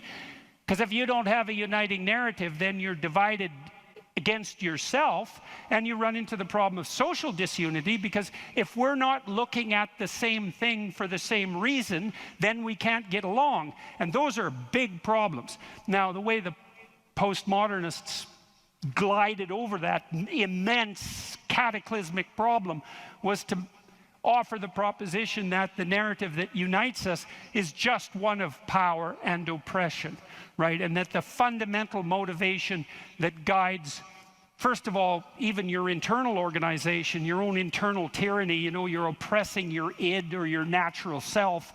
And then if you establish a relationship with someone like a marriage, well, that's just a manifestation of patriarchal oppression. And if you organize a business relationship, it's a relationship of mutual exploitation, and so far and so on, all the way up the political hierarchy, all the way back into the past. A more dismal view of human existence couldn't possibly be formulated. And I always think about it as a kind of implicit confession. It's like, so you think the world's all run by power, do you? Okay, I know what game you're playing and attempting to justify, and it's completely bloody preposterous, because first of all, if you tyrannize yourself, you're going to be one miserable creature. Plus, you're going to rebel constantly, as you already know. I'm sure all of you have tried at one time or another in your life to force yourself to do something with a whip, so to speak, and what you instantly find is that you're so condemned to be free that you'll even resist your own tyranny, right? Try telling yourself to do something and see if you do it. I'm going to go to the gym. That's New Year's. I'm going to the gym 3 times a week, 2 hours a day. It's like, no, you're not. You're going to last like 3 days. And then you're going to find an excuse. The rebellious part of you is going to find an excuse, then you're not going to do it. And it's a bloody mystery, isn't it? Because you'd think you could tell yourself what to do. Because otherwise, who are you, you know? You're the part that told yourself what to do, but you don't listen, so what the hell's that part? That's you, that's for sure. So you can't even tyrannize yourself with any efficiency. And then if you're married, men, you're married, try tyrannizing your wife and see how well that works. And like, it might work for 10 minutes, but she's not as big as you, but she's a lot sneakier. And you have to wake up with her tomorrow morning. And so even if you do win the fight, which you won't, she's going to bloody well take it out on you the next day, and no wonder. And so you're bound in that relationship by the necessity of continual iterative interactions, right? And they have to be moderately peaceful, or you're going to tear each other into shreds. And if it's constant conflict, you're both going to just exhaust yourself and die. So how the hell is that going to work? So it has to be at least mutually reinforcing. And maybe if you really got it together well, you could interact with each other in a way that improved your interactions across time. And maybe you're wise enough so that if you were on that track, the way you would experience that in the moment would be as exactly the kind of relationship you'd want to have with someone. And that would be something like the spirit of play and romantic love. And that would be the manifestation of an instinct that orients you across time properly in a relationship in the moment. And that's such a wonderful thing to know, right? That instinct for play and romantic love might be the voice of the wisest instinct you have, the deepest orientation to meaning that you have. You know, because there's nothing more delightful in a marriage or in a family, if you have children, than to be able to engage in something like voluntary play. And you know, if you could have the world set up the way you would want it to, if you had any sense, wouldn't it be something if mostly what you did was something akin to play? And that's equivalent. Christ in the Gospel says, know that unless you become like a little child, you'll never enter the kingdom of heaven. And what does that mean? It means to rediscover that intense immersion in life and that capacity for play that characterized us all as children, that we can't maintain because we have to mature, but that we could rediscover as adults if we were sufficiently wise and careful. And so, and then, you know, if you have friends, it's like, well, you tyrannize your friends? Well, then you don't have friends. You're just a bully with henchmen. And as soon as you stumble, they're going to stab you in the back because you surrounded yourself with craven psychopaths. And they're just going to wait for the moment to take you out. That's not a friendship, obviously. And if you're running a business, and those of you who've run businesses who have a clue know this is true, it's like, what happens if you rip off your customers? Well, you can get away with it once or twice, but word gets around in no time flat. And then you're just done and bitter and resentful because your idiot machinations manifestations didn't work. But if you engage in fair trade and you're reliable and you deliver what you promised and you're half decently good to your employees and the people that you work for, then they're going to be pleased with you, and they're going to come back and they're going to talk to their friends about how well you did, and you're going to flourish. And none of that's arbitrary.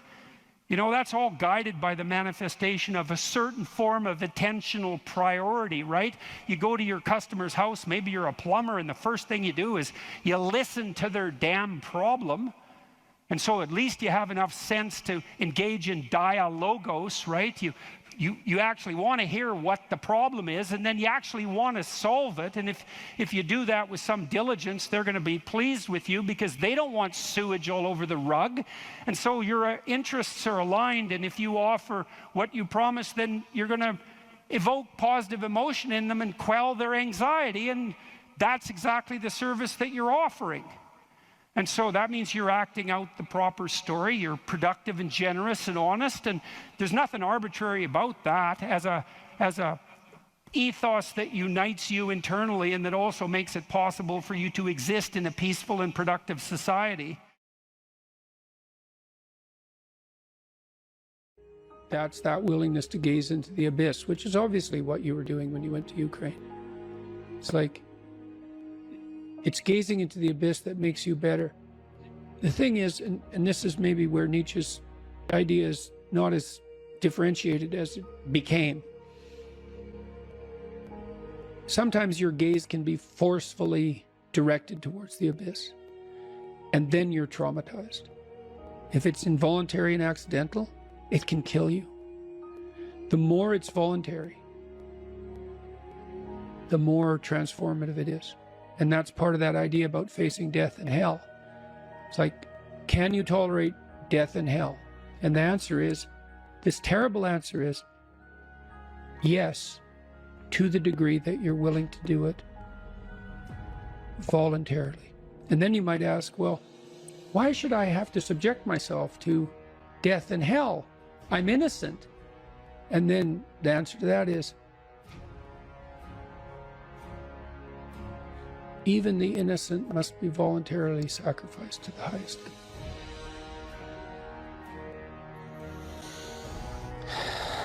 That's such an interesting distinction.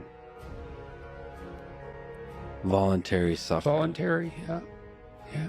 Well, that's why the central Christian doctrine is pick up your cross and follow me. And I'm speaking not in religious terms saying that. I'm just speaking as a psychologist. It's like one of the things we've learned in the last 100 years is voluntary exposure to that which freezes and terrifies you in measured proportions is curative. The first thing I do as a clinician, if someone comes to me and says they're depressed, is ask myself a question. Well, what does this person mean by that? So I have to find out, like, because maybe they're not depressed, maybe they're hyper anxious, or maybe they're obsessional. Like, there's various forms of powerful negative emotion, so they need to be differentiated. But then the next question you have to ask is, well, are you depressed, or do you have a terrible life, or is it some combination of the two? So if you're depressed, as far as I can tell, you don't have a terrible life. You have friends, you have family, you have an intimate relationship, you have a job or a career, you're about as educated as you should be given your intelligence, use your time outside of work wisely, you're not beholden to alcohol or other temptations, you're engaged in the community in some fundamental sense, and all that's working. Now, if you have all that and you're feeling really awful, you're either ill or you're depressed. And so then sometimes there's a biochemical route to that, treatment of that. My experience has been as a clinician is if you're depressed, but you have a life and you take an antidepressant, it will probably help you a lot. Now, maybe you're not depressed, exactly. You just have a terrible life.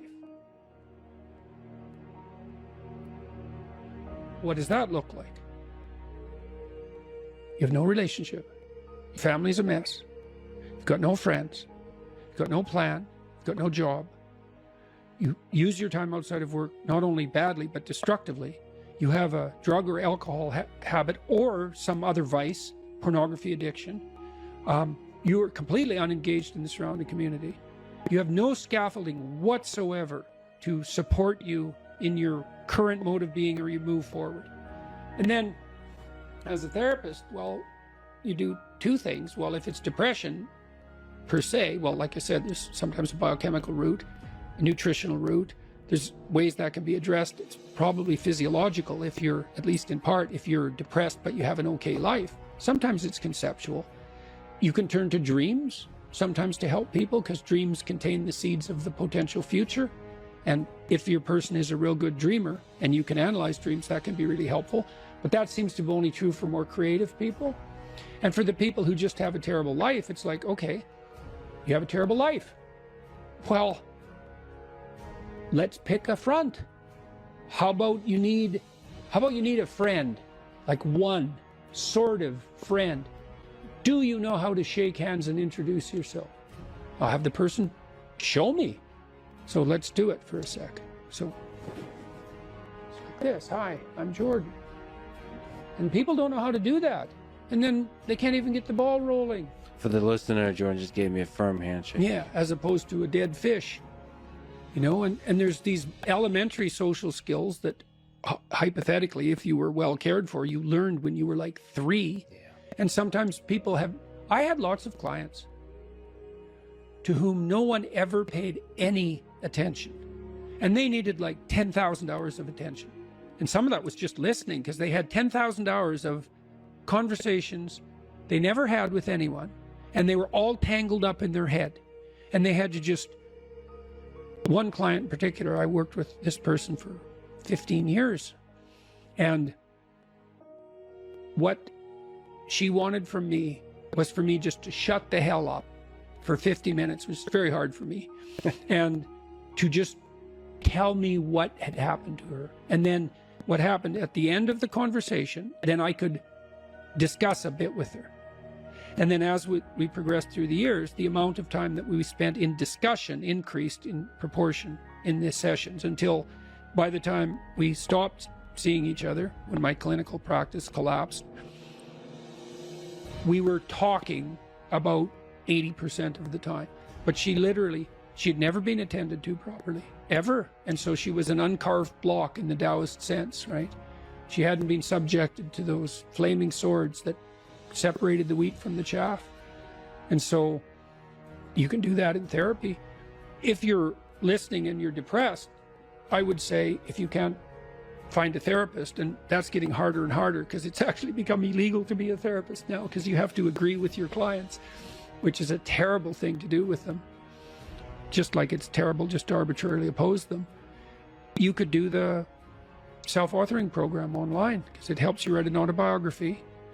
And so if you have memories that are more than 18 months old that bother you when you think them up, part of you is locked inside that.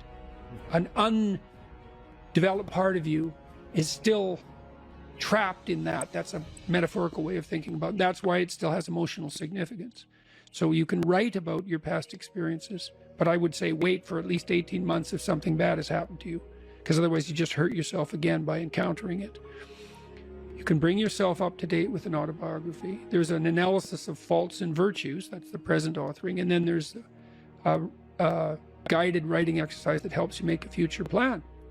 That's young men who do that, could go to college, young men who do that, 90 minutes, just the future authoring, 90 minutes. They're 50% less likely to drop out. That's all it takes. Like I had clients who were so depressed they literally couldn't get out of bed. So what's their first step? It's like, can you sit up once today? No. Can you prop yourself up on your elbows once today? Like you scale back the dragon till you find one that's conquerable, that moves you forward. There's a rubric for life. Scale back the dragons till you find one conquerable, and it'll give you a little bit of gold commensurate with the struggle. But the plus side of that, because you think that, God, that's depressing. You mean I have to start by sitting up? Well, you do if you can't sit up. But the plus side of that is it's the Pareto distribution issue, is that aggregates exponentially increase. And failures do too, by the way. But aggregates exponentially increase. So once you start the ball rolling, it can get zipping along pretty good. This person that I talked about was incapable of sitting with me in a cafe when we first met, just talking, even though I was her therapist. But by the end, she was doing stand-up comedy. So, you know, it took years, but still, most people won't do stand-up comedy. That's quite the bloody achievement. She would read her poetry on stage too. So for someone who was petrified into paralysis by social anxiety and who had to start very small, it was a hell of an accomplishment.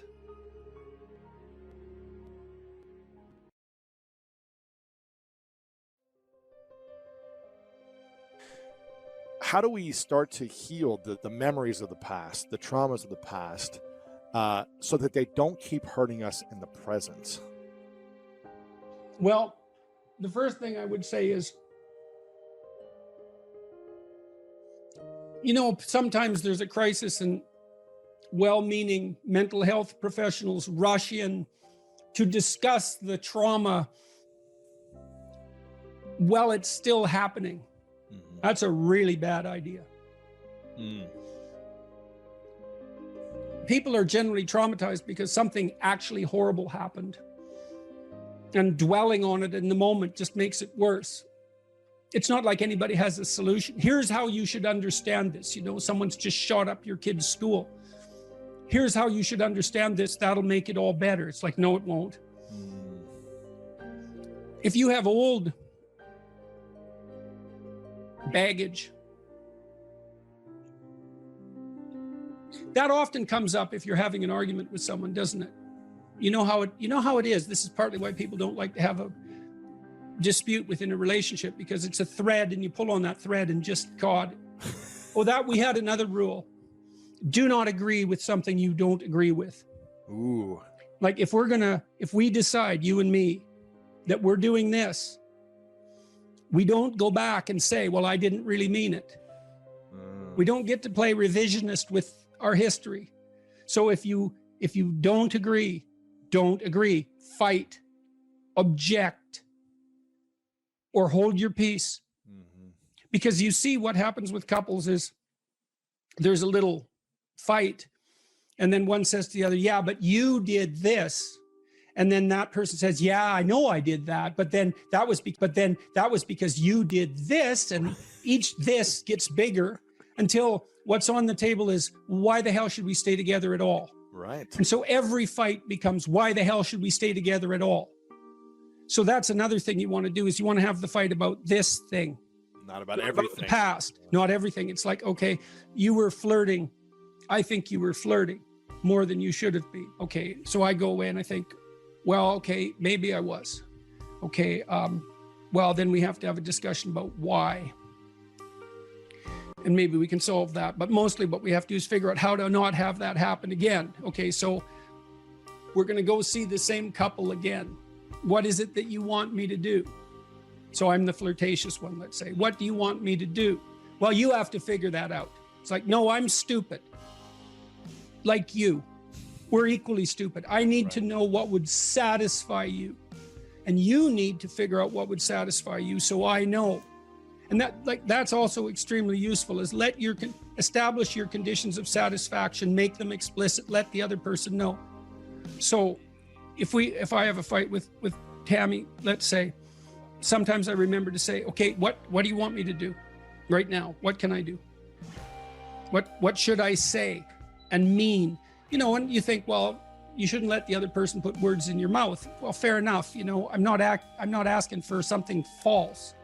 I'm saying, I'd like to not have this happen. Can you see a way out? Is there something I could do to increase the probability that that's the route we could take? And, you know, sometimes that works. But the other person has to let you know what they would find satisfying. How does someone release shame in a healthy manner so that it doesn't make them a prisoner of these emotions of the past that hold them back? Well, you hinted at a few things when you just described what happened to you. Is you said, well, first of all, you know, I thought I was the only person this had ever happened to.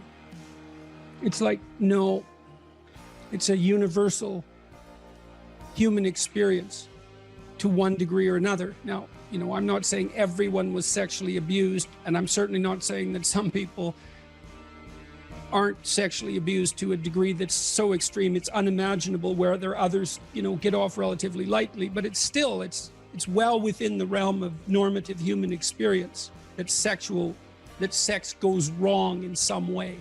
At least you regret something that's happened, something you've done or something that was done to you. When you're the only person that something has happened to, that's really not good, right? Because it alienates you even from yourself. You have no idea what to do with that. And so that's sometimes why people find it such a relief to have their illness diagnosed. It's like, oh, this is known.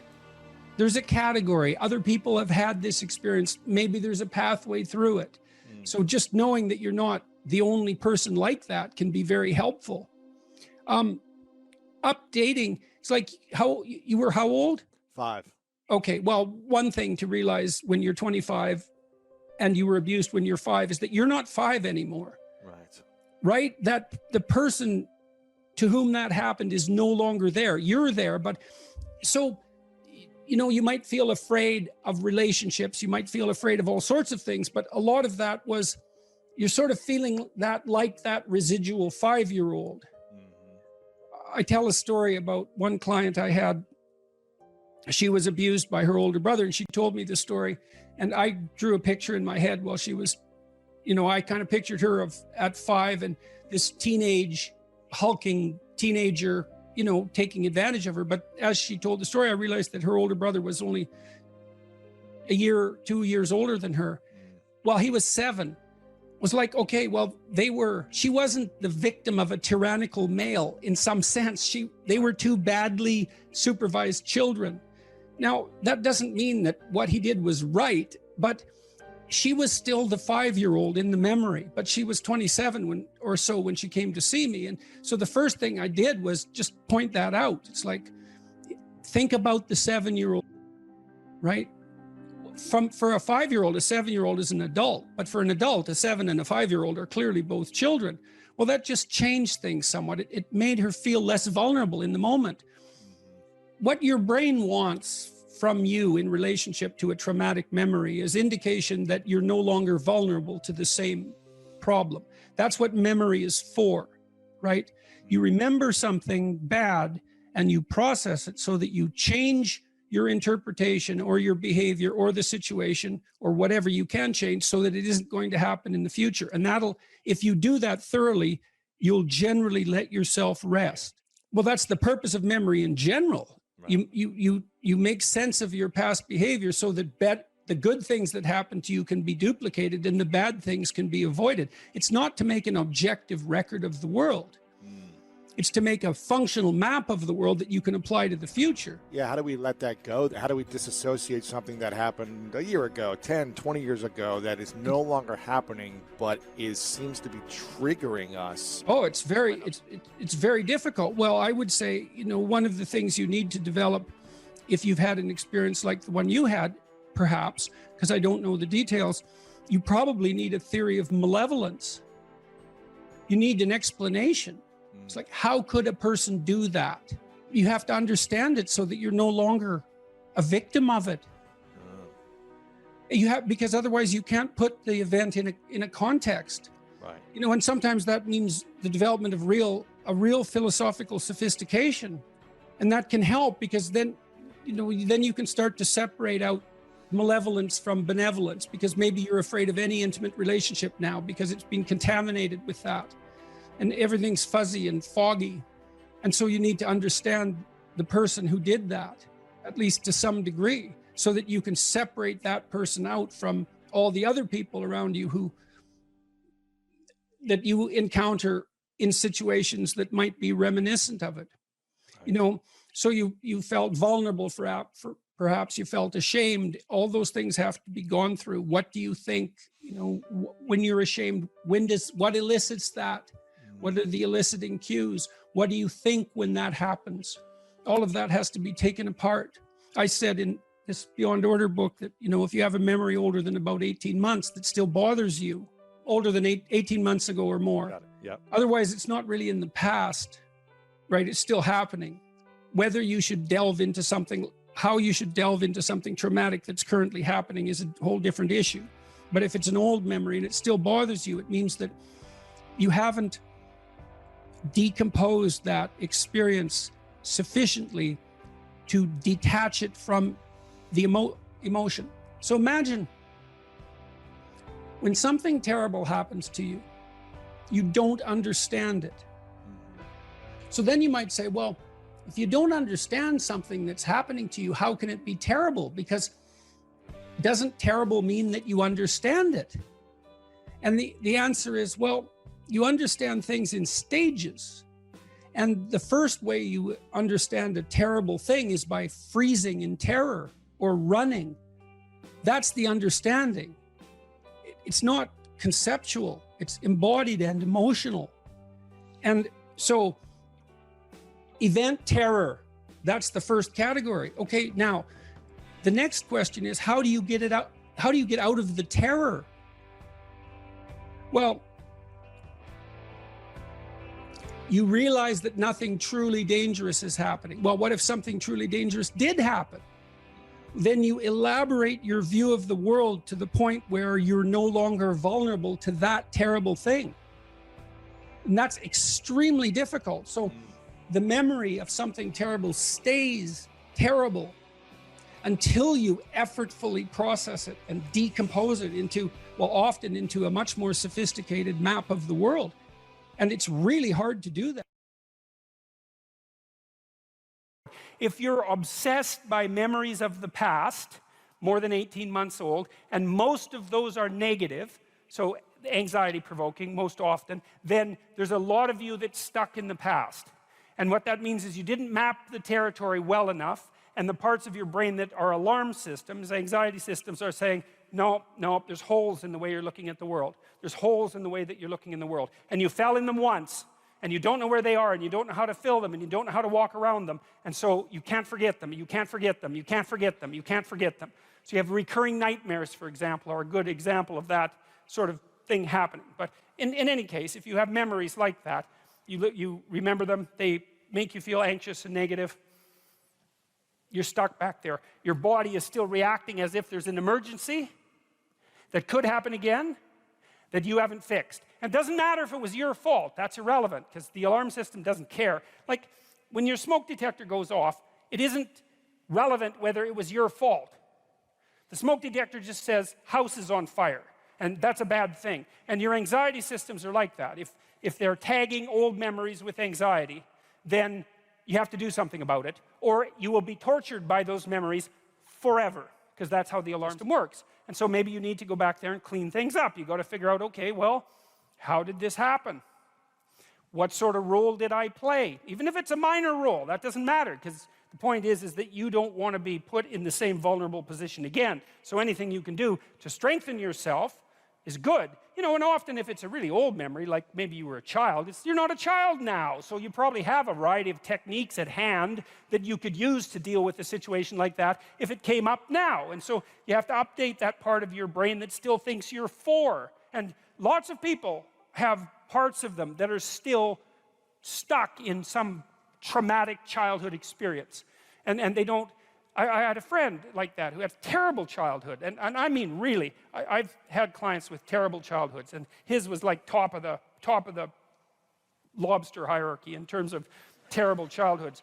And whenever he had a dream about it, which was very often, he was 5 in his dream. Well, he's 58. You know, he's not 5, but hadn't been updated, and so he was still 5 in his dreams, and it was a complete bloody nightmares for him, complete with all sorts of terrible physiological symptoms, really hurting his life.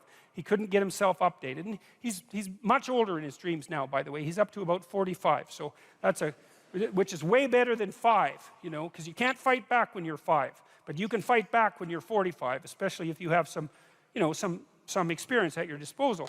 So anyways, you need to know where you are.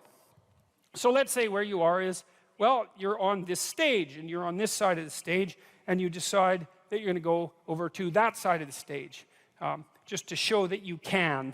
And and you're making the decision, the same decision that, you know, the famous chicken who is going to cross the road. Why does the chicken cross the road? Well, if it's a sensible chicken, it's because it assumes that there's something better on the other side of the road. It's like, or maybe it's random curiosity, but then it just gets picked off by a dingo or a coyote, so that's not so good. The other side of the road is better, so away the chicken goes. So that's what you're doing. You're going somewhere slightly better. And so that's good. Technically, it's good. Because the way that your positive emotion systems work, they run on a neurochemical called dopamine, which, by the way, is the neurochemical system that drugs like cocaine and methamphetamine and alcohol for some people and opiates affect dramatically and make people feel far better than they should, which is part of their danger. It's a very fundamental system. The dopamine system kicks in with a kick of positive emotion if you're going somewhere that's worth going. And so that's worth knowing. It's really worth knowing. It's like, okay, you want a little bit of positivity in your life. Well, how do you get it? Well, you've got to get the system. It's almost like it's the left hemisphere system for most people. Not that that's particularly relevant, but it is a standalone neurochemical system. It's rooted very, very deeply in the brain's exploratory circuitry. So very ancient system. And it's happy when you have somewhere to go. That's the first thing. And then it's also happy when you're going there. And so if I'm on this side of the stage and I want to go over to that side of the stage and I see that there's a nice clear pathway, I could just go straight down this line, then I look at that and I'm actually a little happy. I'm not ecstatic. I mean, who the hell cares if I get to the other side of the stage, right? I mean, it's a small piece of my life, but it's not nothing. It's something. Okay, and so I look at the pathway and I think that's a good pathway and I feel a little positive. And then if I move here and then I see that little table right in the way between me and the other side of the stage, then I feel a little negative because I don't want an obstacle in my pathway. And so that's really how you're looking at the world, by the way. You don't see objects. It's not the right way to think about it. We don't see objects and then think about them and then evaluate them and then decide how to act on them. Or if we do it rarely and slowly and with a lot of thought. What we see instead are pathways with tools that will move us forward or obstacles, right? And there's no obstacles here, and there's a nice flat road, and so great. Positive emotion. This is a task I can undertake. The sailing is clear. It's a good day. And then I'm here, and it's like, yeah, well, that's a little annoying.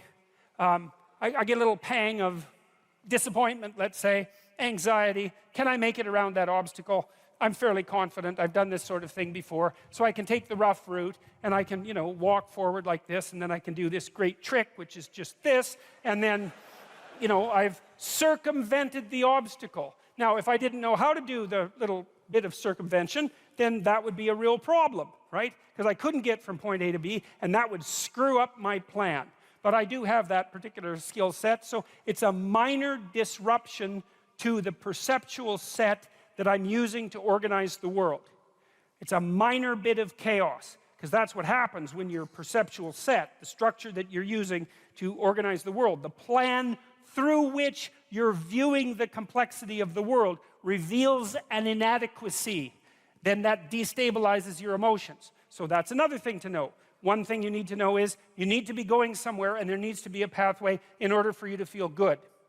The other thing to know is that if that plan is untenable or becomes destabilized, then what happens is you become flooded with negative emotion. Frustration, disappointment, anger, primarily anxiety. But all of those things sort of intermingled. Anger maybe because you have to fight your way through the obstacle. Frustration because maybe you have to make a new plan. Disappointment because you put a bunch of work into the damn plan and it didn't work out. Anxiety because now there's too many choices in front of you. And so people don't like to have their plans disrupted. They don't like to have their plans disrupted. And the reason for that is that their plans are directly associated with their emotional perception of the world. And so, that's a good thing to know too. That's why, what it is you've decided that you're going to go to like a Korean restaurant for dinner, and that's fine, and then it turns out that you can't, and maybe you have to go to a Greek restaurant, and it's like, who cares, right? Unless you hate Greek restaurants. Korean restaurant, that's pretty good. Greek restaurant, that's pretty good. You're still going to be annoyed that your plans changed. Well, why? Well, because it's annoying to have your plans changed. It disrupts the structure that you use to stabilize your perceptions of the world. And it throws you momentarily into a state of chaos. Not much. Now, how much chaos? This is interesting. We don't know, you know, like, let's say you wake up one morning and you have an ache in your side. It's like, well, you don't have an ache in your side. What does it mean that you have an ache in your side? Well, you don't know. Like, maybe it means you pulled a muscle, and like, who the hell cares? Maybe it means you have cancer, and like, you're going to be dead in 6 months. The whole range of possibility is there, you know, and some people will assume one thing, it's like, that's nothing, and some people will assume the other, and all of them will be right sometime. And so the question is, how do you calibrate something like that? And the answer is, well, we tend to guess at it. We guess at it temperamentally. So one way we guess at it is we have our set points for negative emotion. So it's neuroticism trait. Some people will be a lot more nervous about a small level anomaly than others. And maybe they'll go to the hospital first and they won't die. And then, or maybe they'll be freaking out all the time and they'll be a hypochondriac, right? So there's pros and cons about being nervous like that. The other person's very emotionally stable. They don't worry about much. They think, it's nothing. And then, you know, by the time they get to the hospital, it's too late. Hey, that's how the dice roll. That's one way that you guess. It's determined in large part genetically. Not completely, but in large part. Another part is your position in the hierarchy. You know, so the issue is, well, how safe are you in life? And the answer is, who knows? But one of the way you guess is, well, are you good at things? You know, because if you're good at things and a problem comes up, you can probably solve it. And then you might think, well, how do you know if you're good at things? And one answer might be, well, other people think you're good at things. Because you're really kind of comparing yourself to other people when you're thinking about whether or not you're good at things. And so if it turns out that you're in a hierarchy and you're fairly high in the hierarchy, indicating a certain degree of competence, then your nervous system, under the control of the serotonin system, dampens down your negative emotion. It says, look, you know, all things considered, you're probably pretty safe. And that's nice, but it also means you don't like having your position in the dominance hierarchy challenged at all. Because if you get tossed down the hierarchy, let's say you get fired, well, it wreaks havoc with your serotonergic function. It makes you defeated, like the defeated lobsters that I wrote about. And then all of a sudden, you're way more susceptible to negative emotion. And who wants that? And so that's why you don't even like to lose arguments. You know, you lose a little argument, it's like, whoop, down the dominance hierarchy a bit, up, emotions are a bit destabilized. It's no damn way, I'm right. And why? Because I want to keep my neurochemistry in check. And no wonder. Well, the thing is, sometimes it's better to learn than to insist upon being right, because learning works better for the future. But you get the point. If you study the development of the fantasies of very, very dark people, you see that they brood and fantasize in isolation for years. And the fantasies get darker and darker and darker. So they're bitter and resentful to begin with. And then they start fantasizing about, well, what they would want. That can take a sexual end, or it can take a very violent end, or it can take both. And what they're really after is the ultimate in revenge. And on the sexual front, they find a kick in extending the, what would you call it, unacceptability of the fantasy one stage at a time. The famous and extremely attractive sexual serial killer, what was his name? There's a famous photograph of him like this, very attractive man. Do you remember his name? Ted Bundy. Anybody? Ted Bundy. Ted Bundy detailed out exactly how his fantasies progressed as he became more and more involved with pornography. And what happens in some sense is that these people who are nursing these terrible fantasies want to stay on the edge of novelty. And so their fantasies get darker and darker and darker as they progress down that road. And so after 1,000 such micro progressions, they end up in exactly the sort of pit that you're describing. And some of that is pure sexual kick because of the novelty. But it's got this sadistic and perverse, vengeful twist. And you could think about it this way. You know, I think it says in the Gospels that, you know, it would be better that a millstone was hung around your neck and that you were cast into the abyss than to do harm to any of God's children, let's say. And that's actually where the perverse delight comes, because the most egregious possible sin, let's say, is the violent sexual abuse of the most innocent possible person. And the perverse novelty kick is highest at exactly that point. And then that just goes from bad to worse. And there's 1,000 or even 10,000 micro decisions that go along with that. There's also a great book called Ordinary Men. This is well worth reading, although it's a bloody catastrophe to read, I'll tell you. It details out how a group of German policemen who were moved to Poland during World War II were transformed from ordinary middle class, ordinary working class men, old enough to not have been raised under the Nazi regime, by the way, and so not propagandized into a kind of mindless obedience, how they went from being perfectly ordinary policemen to the sort of people who could take naked pregnant women out into the middle of the field and shoot them in the back of the head. And it isn't like they had an easy time with that. Some of them reported the same sort of thing that you reported when you first watched that video. What they were being called upon to do stage by stage made them physically ill. And they had a commander who actually had told them that they could leave the service if they didn't want to continue with their duties. But they felt duty bound not to leave their comrades having to mop up the terrible situation. But it does a lovely job of detailing out how your movement from normality to absolute perversity is a consequence of 10,000 micro violations of your own conscience. Not all of them micro, obviously. So you need to know about the vengefulness. You need to know about the kick of sadism. That's that novelty kick that produces a dopaminergic kick that heightens sexual satisfaction. And so there's an element of sadistic misery that can add novelty to sex. That's particularly attractive to people who are bitter and resentful because they actually can't find any willing sexual partners. And so they're angry at the world and shake their fist at God because of it. And so anyways, that's a bit of the developmental course of such a lovely descent into hell. And the interesting thing about it is that people brood, like you don't get to the point where you're watching pornographic videos of children being raped without hundreds or even thousands of hours of increasingly demented voluntary fantasy. And that's that allowing the spirit of sin that would otherwise crouch on your doorstep to enter your house and have its way with you, right? It's like a collaborative venture with Satan himself. That's the most straightforward way of describing it. And so, that's, I don't know what you have to say about that, but I'll let you have at her. I'll say this, that everything you're saying absolutely resonates with my anecdotal experiences dealing with these people. I look into their eyes and what you're describing is what I see, though I've never been able to articulate it like you just have. So I appreciate being armed with an understanding that it will help me evangelize more clearly to others about the dangers of overstimulation and overuse of pornography and shaking hands with the devil. So thank you for that. That was very insightful. So I spent a bit of time, not a lot, but a bit of time inside a maximum security prison when I was a kid.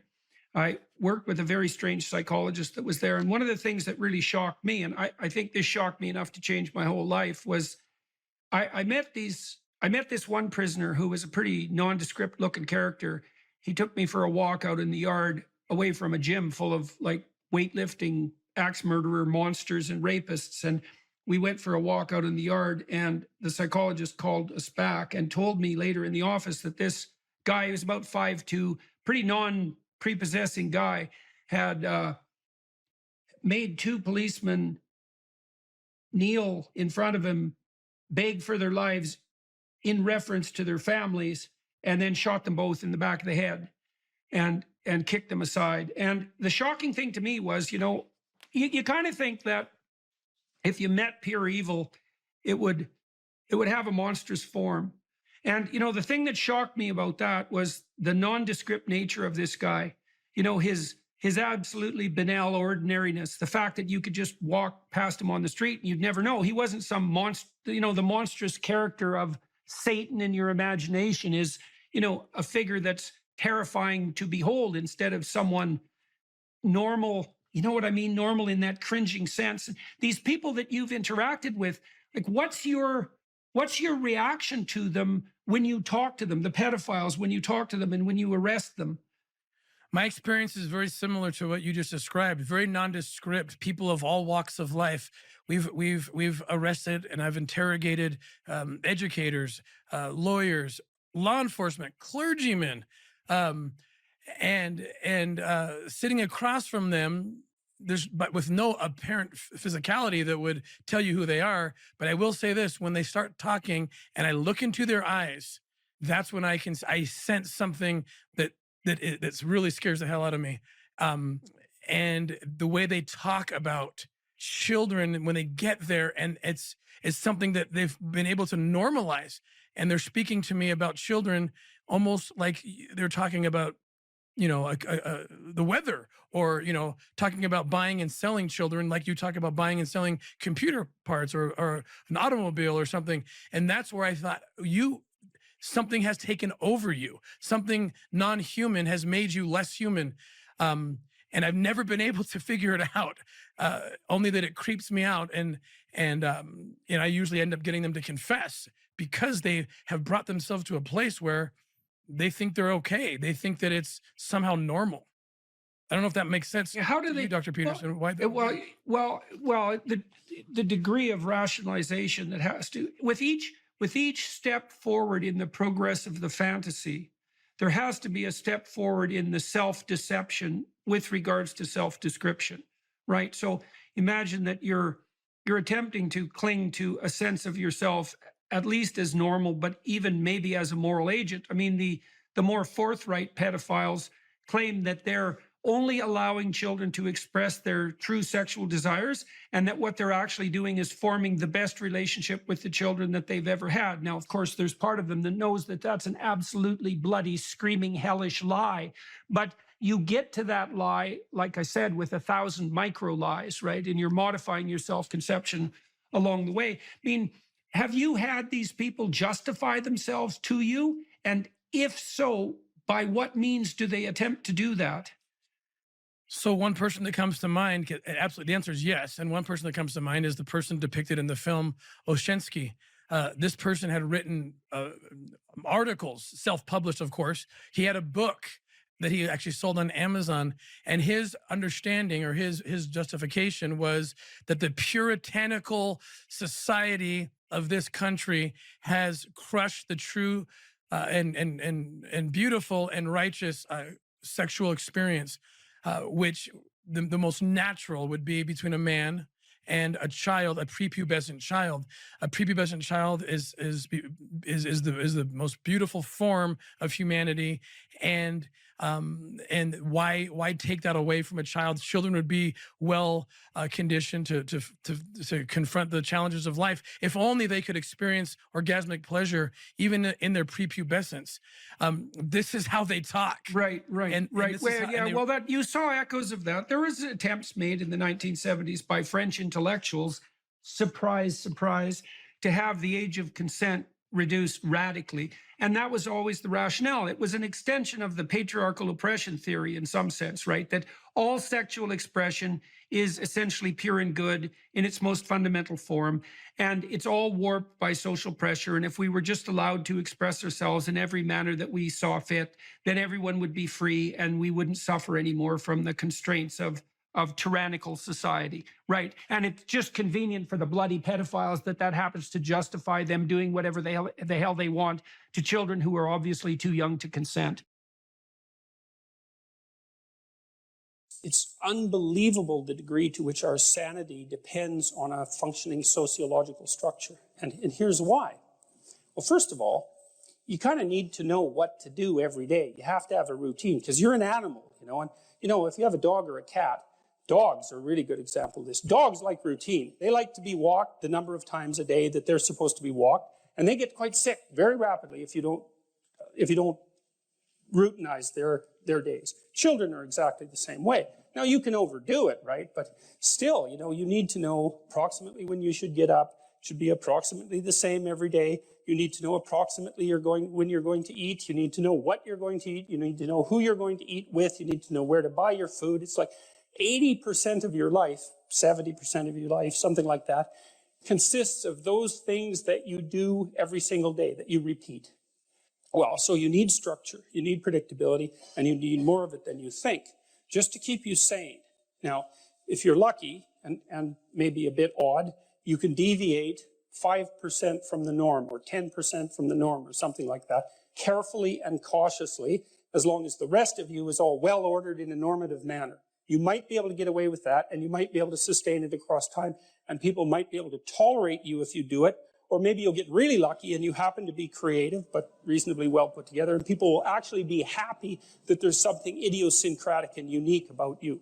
But even under those circumstances, mostly what you want is to have a routine that's disciplined, that's predictable, and bloody well stick to it. You're going to be way healthier and happier and saner if you do that. And then the other thing that you need, because this is one of the things the psychoanalysts got wrong, I think, is that they overestimated the degree to which sanity was a consequence of being properly structured internally, you know? So, because from the psychoanalytic point of view, you're sort of an ego, and that ego is inside you. Of course, it rests on an unconscious structure, but the purpose of psychoanalysis is to sort out that unconscious structure and the ego on top of it, and to make you a fully functioning and autonomous individual. But there's a problem with that, because the reason that you're sane as a fully functional and autonomous human being isn't because you've organized your psyche, even though that's important. The reason that you're sane if you have a well-organized unconscious and ego is because other people can tolerate having you around for reasonably extensive periods of time, and will cuff you across the back of the head every time you do something so stupid that people will dislike you permanently if you continue. And so what people are doing to each other all the time, just nonstop, is broadcasting sanity signals back and forth, right? It's like you smile at people if they're not only behaving properly, but behaving in a way that you would like to see them continue to behave. You frown at them if they're not, you ignore them if they're not, you shun them, you roll your eyes at them, you manifest a disgust face, you don't listen to them, you interrupt them, you won't cooperate with them, you won't compete with them. It's like you're blasting signals at other people about how to regulate their behavior so frequently, well, it just makes up all of your social interaction. That's why we face each other, and we have emotional displays on our face, and we're looking at each other's eyes, and we know as much as we can about what's going on with each other, given that we don't have immediate access to the contents of their consciousness. And so partly what you're doing with your routine is establishing yourself as a credible, reliable, trustworthy, potentially interesting human being who isn't going to do anything too erratic at any moment. And everyone else is around there tapping you into shape, making sure that that's exactly what you are. And that's how you stay sane. And so what happens to people too, if they don't have a routine and they get isolated, is they start to drift. And they drift badly because the world is too complicated for you to keep it organized all by yourself. You just cannot do it. So we outsource the problem of sanity. And it's very intelligent that we outsource the problem of sanity, because sanity is an impossibly complex problem. And so the way that we manage the incredibly complex problem is we have a very large number of brains working simultaneously on the problem all the time. This is an interesting thing about the integration of the shadow, because recognizing yourself as the locus of evil, let's say, actually, in some sense, gives you far more respect for yourself, strangely enough, because the same respect that you might have for a wild animal or even a monster. So then maybe you learn to treat yourself differently. Like, I think this is particularly true with regards to the discipline of children. You know, if you know that you're a monster, and that will manifest itself in your life, consciously or unconsciously, and if it's unconsciously, it's not good, then you become better at disciplining children. And the reason for that is that you don't want to expose them to your dark side. And so if they behave and don't provoke you, which means they'll also behave for other people, then the monstrous part can stay in abeyance. And then that's great, But if you don't understand yourself as capable of wreaking havoc, and that can be the kind of havoc that unfolds over decades, right? Because if you're going to abuse a child, it's the primitive form of abuse is the physical abuse. The sophisticated form of abuse is the continual undermining of the child's courage across perhaps their entire life. And that there's a terribly monstrous element to that. And if you're not respected properly by the child, say, you will absolutely take revenge on them. And, you know, in some sense, that's the whole Freudian psychoanalytic story. It's not all of it, but you either have that or it has you. Those are the options. And you don't become safe by being castrated. Part of spiritual development is to recognize the satanic tendencies that characterize you and to fully wrestle with them and to integrate them. That's the thing. It's not so much to cast them away, it's to transmute them. You know, and you can see the difference between people who've done that and people who haven't, at least to some degree, because people who haven't integrated the shadow at all are naive. And you can tell that when you look at them, and you can tell that when you talk to them. And because they're naive, they're often resentful as well because they get taken advantage of. And someone who's integrated that more, they're dangerous in the martial arts sort of way, which is they're dangerous, but they don't have to use it because their presence radiates implicit potential for havoc, and that's really necessary. It's one of the things that gives people self-respect. Someone who is incapable of cruelty is a higher moral being than someone who is capable of cruelty. And I would say, and this follows Jung as well, that that's incorrect, and it's dangerously incorrect, because if you are not capable of cruelty, you are absolutely a victim to anyone who is.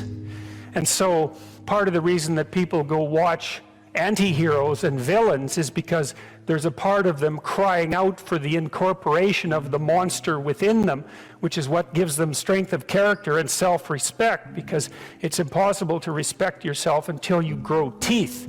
And if you grow teeth, then you realize that you're somewhat dangerous, or maybe somewhat seriously dangerous, and then you might be more willing to demand that you treat yourself with respect and other people do the same thing. And so that doesn't mean that being cruel is better than not being cruel. What it means is that being able to be cruel and then not being cruel is better than not being able to be cruel. Because in the first case, you're nothing but weak and naive. And in the second case, you're dangerous, but you have it under control. And you know, a lot of martial arts concentrate on exactly that as part of their philosophy of training. It's like, we're not training you to fight. We're training you to be peaceful and awake and avoid fights. But if you happen to have to get in one, and I guess the philosophy also is that if you're competent at fighting, that actually decreases the probability that you're going to have to fight, because when someone pushes you, you'll be able to respond with confidence, and with any luck, and this is certainly the case with bullies, with any luck, a reasonable show of confidence, which is very much equivalent to a show of dominance, is going to be enough to make the bully back off.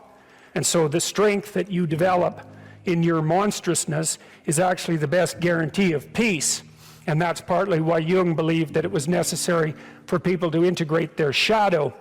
And he said that was a terrible thing for people to attempt, because the human shadow, which is all those things about yourself that you don't want to realize, reaches all the way to hell. And what he meant by that was, it's through an analysis of your own shadow that you can come to understand why other people are capable, and you as well, of the sorts of terrible atrocities that characterized, let's say, the 20th century.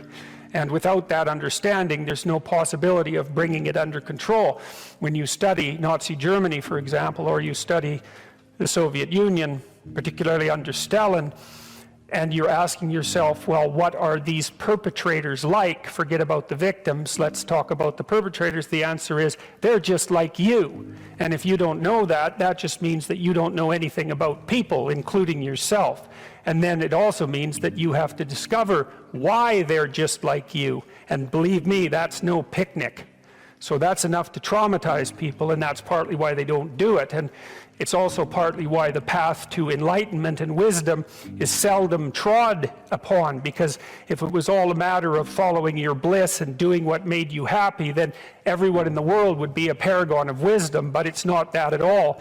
It's a matter of facing the thing you least want to face. I worked with this crazy psychologist. He used to put jokes on his multiple choice tests. He was a really eccentric guy, but I really liked his courses. He taught a course on creativity, and he was also a prison psychologist. And he was an eccentric guy, and he, for some reason, liked me, and maybe because I was eccentric too. And he invited me to go out to the Edmonton maximum security prison with him a couple of times, which I did. And that was a very interesting experience, because I was trying to figure out what role each individual's behavior bore to the pathology of the group. It was something like that. And I went out there, and I met a little guy, smaller than me. I was a little bigger by then. And he was a pretty innocuous guy. And what had happened was I was out in this gymnasium.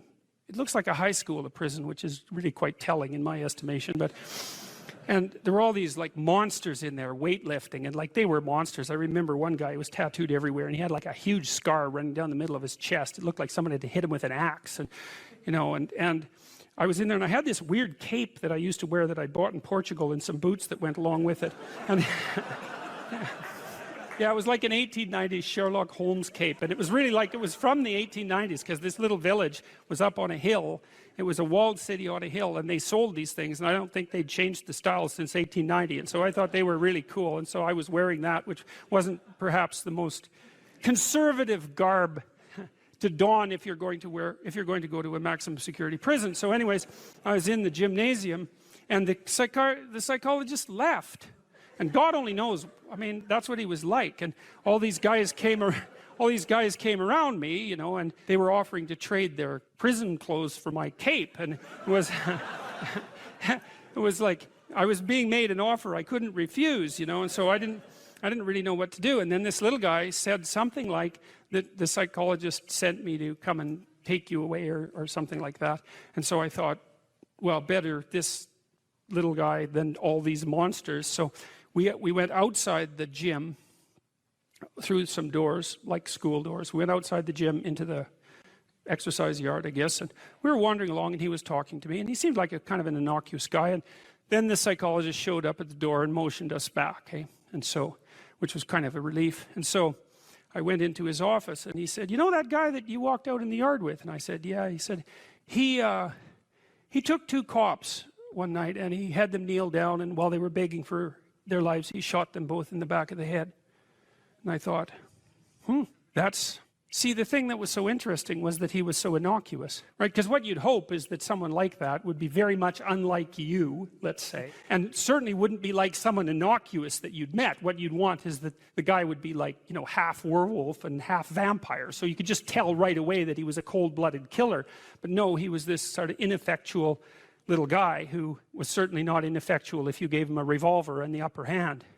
And so that made me think a lot about the relationship between being innocuous and being dangerous. And then another thing happened. I met another guy out there, and then a week or 2 later I heard that he and a friend of his had held another guy down and pulverized his left leg with a lead pipe, like just pulverized it. And the reason for that was that they thought that he was a snitch, and maybe he was. And that time I did something different. Instead of being shocked and horrified by that, although I certainly was, I thought, how in the world could you do that? Because I didn't think I could do that. Eh? I thought that there was a qualitative distinction between me and those people. And so I spent about 2 weeks trying to see if I could figure out under what conditions I could do that. Like what kind of psychological transformation I would have to undergo to be able to do that. And so that was a meditative exercise, let's say. And it only took about 10 days for me to realize that not only could I do that, that it would be a hell of a lot easier than I thought it would be. And that's sort of where that wall between me and what Jung described as the shadow started to fall apart. And that also was very useful because I started to treat myself as a somewhat different entity because I hadn't been aware up to that point, you know, because I thought I was a good guy. And there's no reason for me to think that, because you're not a good guy unless you've really made a bloody effort to be a good guy. You're just not. It's not easy. And so you're probably a moderately bad guy. And that's a long ways from being an absolutely horrible guy. But it's also a long ways from being a good guy. And so, but I had a little more respect for myself after that, because I also understood that there was a monstrous element to the human psyche that you needed to respect. And that was part of you, that you should regard yourself in some sense as a loaded weapon. It's very useful around children to regard yourself as a loaded weapon, because around children you are a loaded weapon. And the terrible experiences that many children have with their parents are testament to that. I've dealt with lots of people who have anxiety disorders, you know. And one thing about people who have anxiety disorders is they are not mysterious to me. It's no problem for me to understand why people have anxiety disorders, or why they're depressed, or why they have substance use problems. The mystery to me is always why people don't have all of those things at once, because everybody has a reason to be anxious. In fact, we have the ultimate reason to be anxious because we know that we're vulnerable and we know that we're going to die. And how you can not be anxious under those circumstances is a great mystery. It's a massive mystery. And the same thing applies with regards to depression. And then the same thing applies to some degree with regards to drug and alcohol abuse. As I said last week, there's plenty of reasons to drown your consciousness in alcohol, that's for sure. We could refer to the aforementioned anxiety and depression, not least. And the sorts of drugs that people are prone to take are chemicals that take the affective edge off the tragedy of life. So back to the issue of fear. Abraham is self-conscious, that's what this commentary says, but the thing is he moves forward despite that. He's self-conscious and he knows the danger, but he moves forward despite that. And that's actually the appropriate response in the face of actual non-naive understanding of what constitutes life. Like if you're naive and you move forward, it's like, well, what the hell do you know? You know, there's no courage in naivety because you don't know what there is to stop you. You don't know what dangers you might apprehend. But to be aware of what it is that your problem is, so to be alert existentially, let's say, or to be fully self-conscious means that you're perfectly aware of your limitations and how you might be hurt. And then to make the decision to move forward into the unknown and the land of the stranger. Anyways, I would say that's one of the secrets to a good life. And I can say that really without fear of contradiction, I would say, because the clinical literature on this is very, very, very clear. What you do with people who are afraid, and to some degree depressed, but certainly anxious, is you lay out what they're anxious about, first of all, in detail. What is it that you're afraid of? What might happen? And then you decompose it into small problems, hypothetically manageable problems, and then you have the person expose themselves to the thing that they're afraid of, and what happens isn't that they get less afraid. That isn't what the clinical literature indicates exactly. What happens instead is they get braver. And that's not the same thing, right? Because if you get less afraid, it's like, well, the world isn't as dangerous as I thought it was, you know, silly me. If you get braver, that's not what happens. What happens is, yeah, the damn world's just as dangerous as I thought, or maybe it's even more dangerous than I thought, but it turns out that there's something in me that responds to taking that on as a voluntary challenge and grows and thrives as a consequence. And there's no doubt about this. Even the psychophysiological findings are quite clear. If you impose a stressor on two groups of people, and on one group the stressor is imposed involuntarily, and on the other group the stressor is picked up voluntarily, the people who pick up the stressor voluntarily use a whole different psychophysiological system to deal with it. They use the system that's associated with approach and challenge, and not the system that's associated with defensive aggression and withdrawal. And the system that is associated with challenge is much more associated with positive emotion and much less associated with negative emotion. It's also much less hard on you, because the defensive posturing system, the prey animal system, man, when that thing kicks in, it's all systems are go for you, you know. The pedal's pushed down to the metal and the brakes are on. You're using future resources that you could be storing for future time right now in the present to ready yourself for emergency. So there's nothing simple or trivial at all about the idea of being called to move forthrightly forward into the strange and the unknown. And there's a real adventure that's associated with that, right? So that's an exciting thing, which is part of the reason why people travel. And then also to see yourself as the sort of creature that can do that, is willing to do that on a habitual basis, is also the right kind of tonic for, I hate this word, for your self-esteem. You know, because the self-esteem has nothing to do with feeling good about yourself. As I already mentioned, there isn't necessarily a reason why a priori you should just feel good about yourself. But if you can view yourself acting in a courageous and forthright manner and encountering the world and trying to improve your lot and taking risks, you know, in a non-naive way, well, then you have something that you can comfort yourself with at night when you're wondering what the whole damn point is of your futile and miserable life. And that's necessary, because it's often the case that you wake up at 4 in the morning, or at least sometimes the case that you wake up at 4 in the morning when things haven't been going that well, and wonder just what the hell the point is of your futile and miserable life. You have to have something real to set against that. It can't be just rationalizations about how, you know, you're a valuable person among others, even though that's true. That's not good enough. You need something that's more realistic to set against that. And observing courage in yourself is definitely one of the things that can help you sleep soundly at night when things are destabilized a little bit around you. Is there room for jealousy and insecurity in a relationship? Is there a healthy amount of jealousy that people should have in a relationship? Or does jealousy and insecurity only cause more suffering and pain in a relationship? Well, I think there's a reasonable amount of proprietary interest, let's say. I mean, in a classic monogamous relationship, a marriage, there's sexual fidelity as a crucial element of that. And maybe you'll make an arrangement that differs from that, but it's not easy to chart uncharted territory like that. I mean, if you want to have an adventure like that with a partner, a monogamous adventure that also includes sexual exploration, well, maybe you can pull it off, but I doubt it. It's really complicated. Yeah. Let's say you're not having sexual exploration with other people and you're telling each other the truth and you're being honest.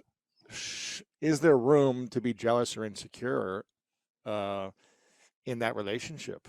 Or does jealousy typically cause more harm than it does, you know, spice and good, I guess? I think jealousy probably causes more trouble than good, but that doesn't mean that there's something wrong with the proprietary interest. Mm-hmm. Should you care if your partner pays undue attention to someone of the opposite sex they find attractive? Well, probably you should care. You might even say something about it. They might even be happy about that. Right? Because it indicates that you noticed and that it matters to you. Now, I think it shades into jealousy when it's harmless interactions. It's interactions that would be regarded as harmless by a third-party observer, let's say. I know that's a very difficult line to draw, that are being magnified as a consequence of insecurity on the part of the observer. Or there's envy, where your partner is attracting attention, status, success, any of those things, and you're jealous of that. That's not helpful. You should be pleased. The optimal situation is for you to be pleased when your partner is successful. I don't think competitive couples, I don't think competition between people who are in a monogamous relationship is useful, particularly. It's not zero-sum competition. Yeah. I mean, you can compete in a game-like sense. Right. Fun, you know, like, fun, playful competition, but not. Yeah, but not existential competition. You're on the same team. That's the point. Right. You know, and if one of you is feeling left behind for one reason or another, it's time to throw that out on the table and say, look, I'm playing second fiddle here far too often. What can we do about that? Well, it looks like you need it. And like, I've got an adventure. It looks like you need one too. Well, how can we rearrange the situation so I have my adventure? And then it's up to that person too to figure out what obstacles they might be putting up in their own pathway, right? That's stopping them. And then they have, you know, they're angry at you for getting in the way, but it's actually a consequence of them using you as a convenient excuse for not doing something difficult. Those things all have to be sorted through. It's very hard. Yeah. These conversations are extremely difficult. It's no wonder people avoid them. I also think people are not taught to negotiate. Oh man. At all. And that's a real shame. First of all, you figure out what you want. This is what I want. Then you tell the person, then you strategize with them so that you can get what you want and they can get what they want, and you both know what that is, and away you go together. And that usually comes out, it's usually obscured and hidden, and comes out awkwardly and difficulty, and with difficulty if it comes out at all. And people fool themselves into thinking that it's okay what they're doing. I'm sacrificing myself for the children, and that's okay. I'm sacrificing myself for my husband's career, and that's okay. I'm working at a job I can't stand because I need to support my wife and children, and that's okay. I mean, sometimes that is okay, but it has to be out, clear, in the open, talked about, negotiated, discussed. I think you can be a slave or a tyrant, or you can negotiate. Those are your options. And we default to slavery and tyranny because that doesn't require any cognitive effort. And then we pretend that everything's all right. And then it blows up in our faces and we end up divorced. Right. So we got to learn how to negotiate. Yeah. Yeah, well, and then you have to notice that there are things that you want, right? And you have to tell yourself what those are. And then you have to let the other person know. And then they can deprive you of them because they actually know who you are. And so that's a big risk. But if you do lay it out and negotiate it, then you have two people working in the same direction, and they each bring their different viewpoints to bear on the problem. And sometimes that'll save you, that additional cognitive complexity you have because there's two of you instead of one. It can make you much more effective. What happens when we feel like our partner is depriving us of what we want? If it's not, infidelity or something of the likes of being with other people, but something else that we want in our life, a goal. Well, sexually, that happens all the time. Right. Because people, generally speaking, men would like to have sex more frequently than women. So that's a sticking point in many relationships. But forget that for the moment. We might just as well say that the probability that one partner and the other partner are going to have exactly the same level of sexual interest, say with regards to frequency, is quite low. So there's going to be friction there. So what do? Well, you negotiate about it. It's like, well, I'd like to have sex 15 times a week. Well, I'd like to have sex once a week. Right. Okay, well, the logical meeting point there would be in the middle. But then that has to be planned out. And you also have to say exactly what you mean. Well, exactly what do you mean by sex? Because there's all sorts of variations of sex, ranging from just intimate closeness to full-fledged sexual activity of various sorts. And the various sorts matter too. And these are painful discussions often. It's very funny in some sense that people will do and desire things that they won't talk about, right? They'll engage in the act, but they won't engage in the negotiation. And they won't admit what they want. Why is it so hard for us to admit what we want? We're ashamed of it. That's easy with sex. Sex and shame regulates sex. People say, well, you shouldn't be ashamed of sex. It's like, well, really? Really? No, that's a stupid theory. We arrest people who expose themselves in public. Why? Well, because we don't want people masturbating in public. We assume they should be ashamed enough not to do that. Shame regulates sexual behavior. So we're embarrassed about our desires. And, naively, you'd think, well, you can just shed that. Well, first of all, no, you can't. And second of all, it isn't obvious at all that you should. What you might be able to do is to determine how to play out your sexual life in the confines of your relationship in a manner that neither of you do find shameful. But that's just think how hard that is. Like, you think, well, that's what I want. It's like, but then you think about how unlikely that is and how difficult it would be to attain it.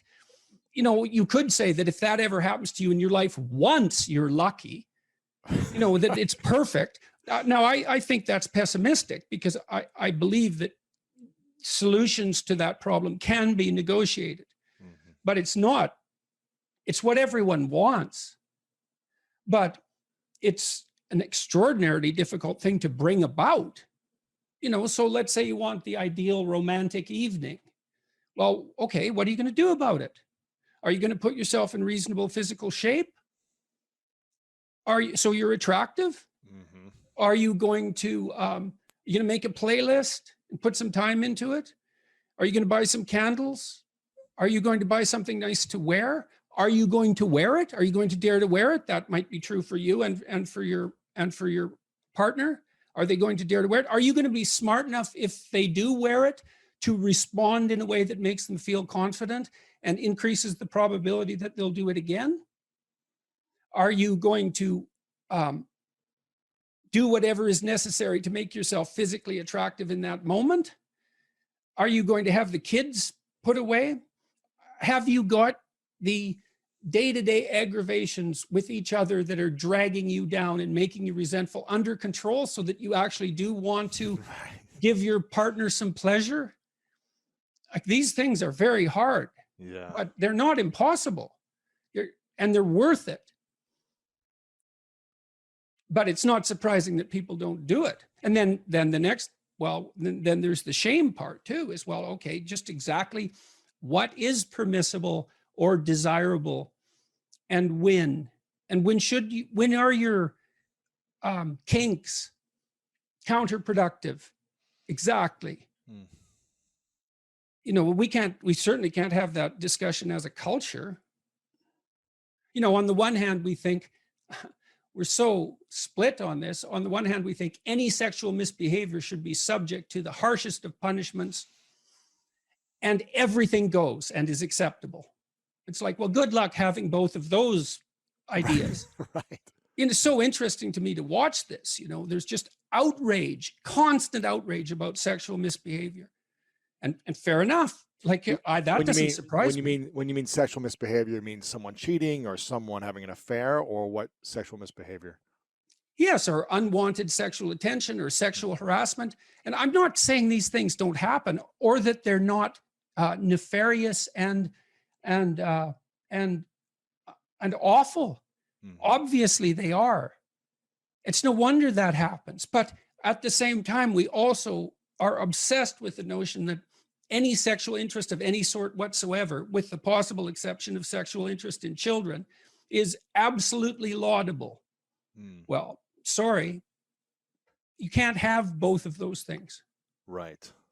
So, and because we want both of them, insist upon both of them, then we can't even have a discussion. We can't have a discussion about pornography. It doesn't look to me like pornography is really a very good idea. I don't think it's helping anyone. Now, there might be codicils to that, freedom of expression, some potential educational utility, the pleasure that's a consequence of sexual utilization of pornographic material. But I would still say, seeing all that it's not a net social good. It doesn't do the people who produce it or who consume it any good. And I don't believe that anyone feels like a better human being after utilizing pornography for sexual gratification. Now, you might say, well, that's because they've been shamed about sex since they're born, and and that's a consequence of our crooked culture. And in a utopian world, we wouldn't have that shame. And no, it's way more complicated than that. And I read something in one of the YouTube comments in my video the other day. I was talking to Abigail Schreier about the apparent fact that today's teenagers are having much less sex.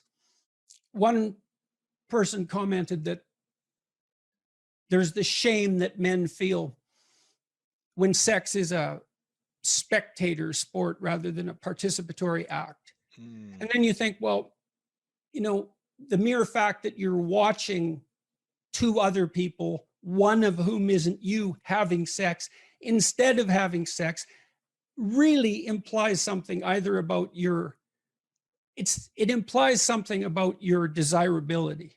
It's pretty hard to shake that, isn't it? Or your courage. Why is it that you're sitting there alone at night with your laptop on your lap? What the hell's wrong with you?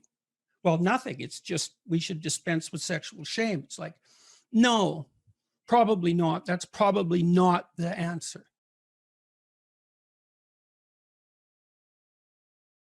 There's always people out there who are doing far better than you on pretty much anything you want to imagine. And if all you're doing is seeing yourself in their reflected light, let's say, then it's going to be pretty damn dismal. But it's not a good comparison because, well, first of all, there's danger in just comparing yourself to others, period, because they're not you. And God only knows what struggles they had to undertake to get to where they were, or what burdens they're currently carrying that you're not aware of. But you can certainly contrast yourself with yourself. And that's a lot better. It is the only way. Well, it's also the only way of really measuring anything approximating proper improvement. You can actually tell when you're a little better than you were yesterday. Right. And you can actually do that. That's another thing that's so interesting about it, is that you can actually make yourself a little better in some way, pretty much, well, I don't know if it's at every moment, but you can certainly do it every day. You're quite different from other people, and you shouldn't be comparing yourself to them because they're not like you. You know, they don't have your family. They don't have your temperament. They don't have your troubles. They don't have your abilities. The only person that has those is you. Compare yourself to who you were yesterday and not to who someone else is today. And see, that's a game you can win. Be careful who you share good news with, because you want to share good news with people who are going to be genuinely happy for you. And that's one way that you can identify those people who are really on your side.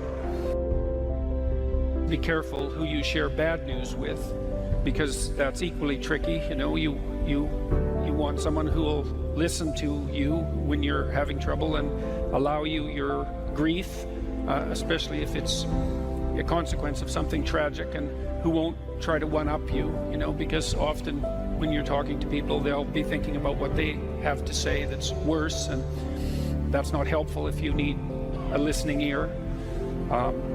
Make one room in your house as beautiful as possible.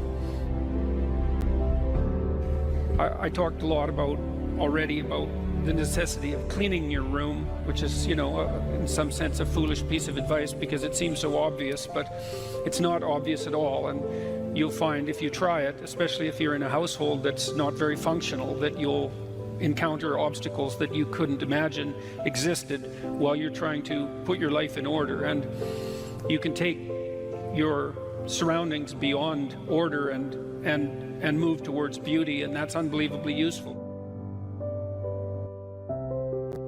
One of the things that I've been you know, there's lots of different ways to interpret the world, and you can maybe even make a case that there's an endless number of ways to interpret the world. And the problem with that is that it kind of disorients you in terms of what you should be doing.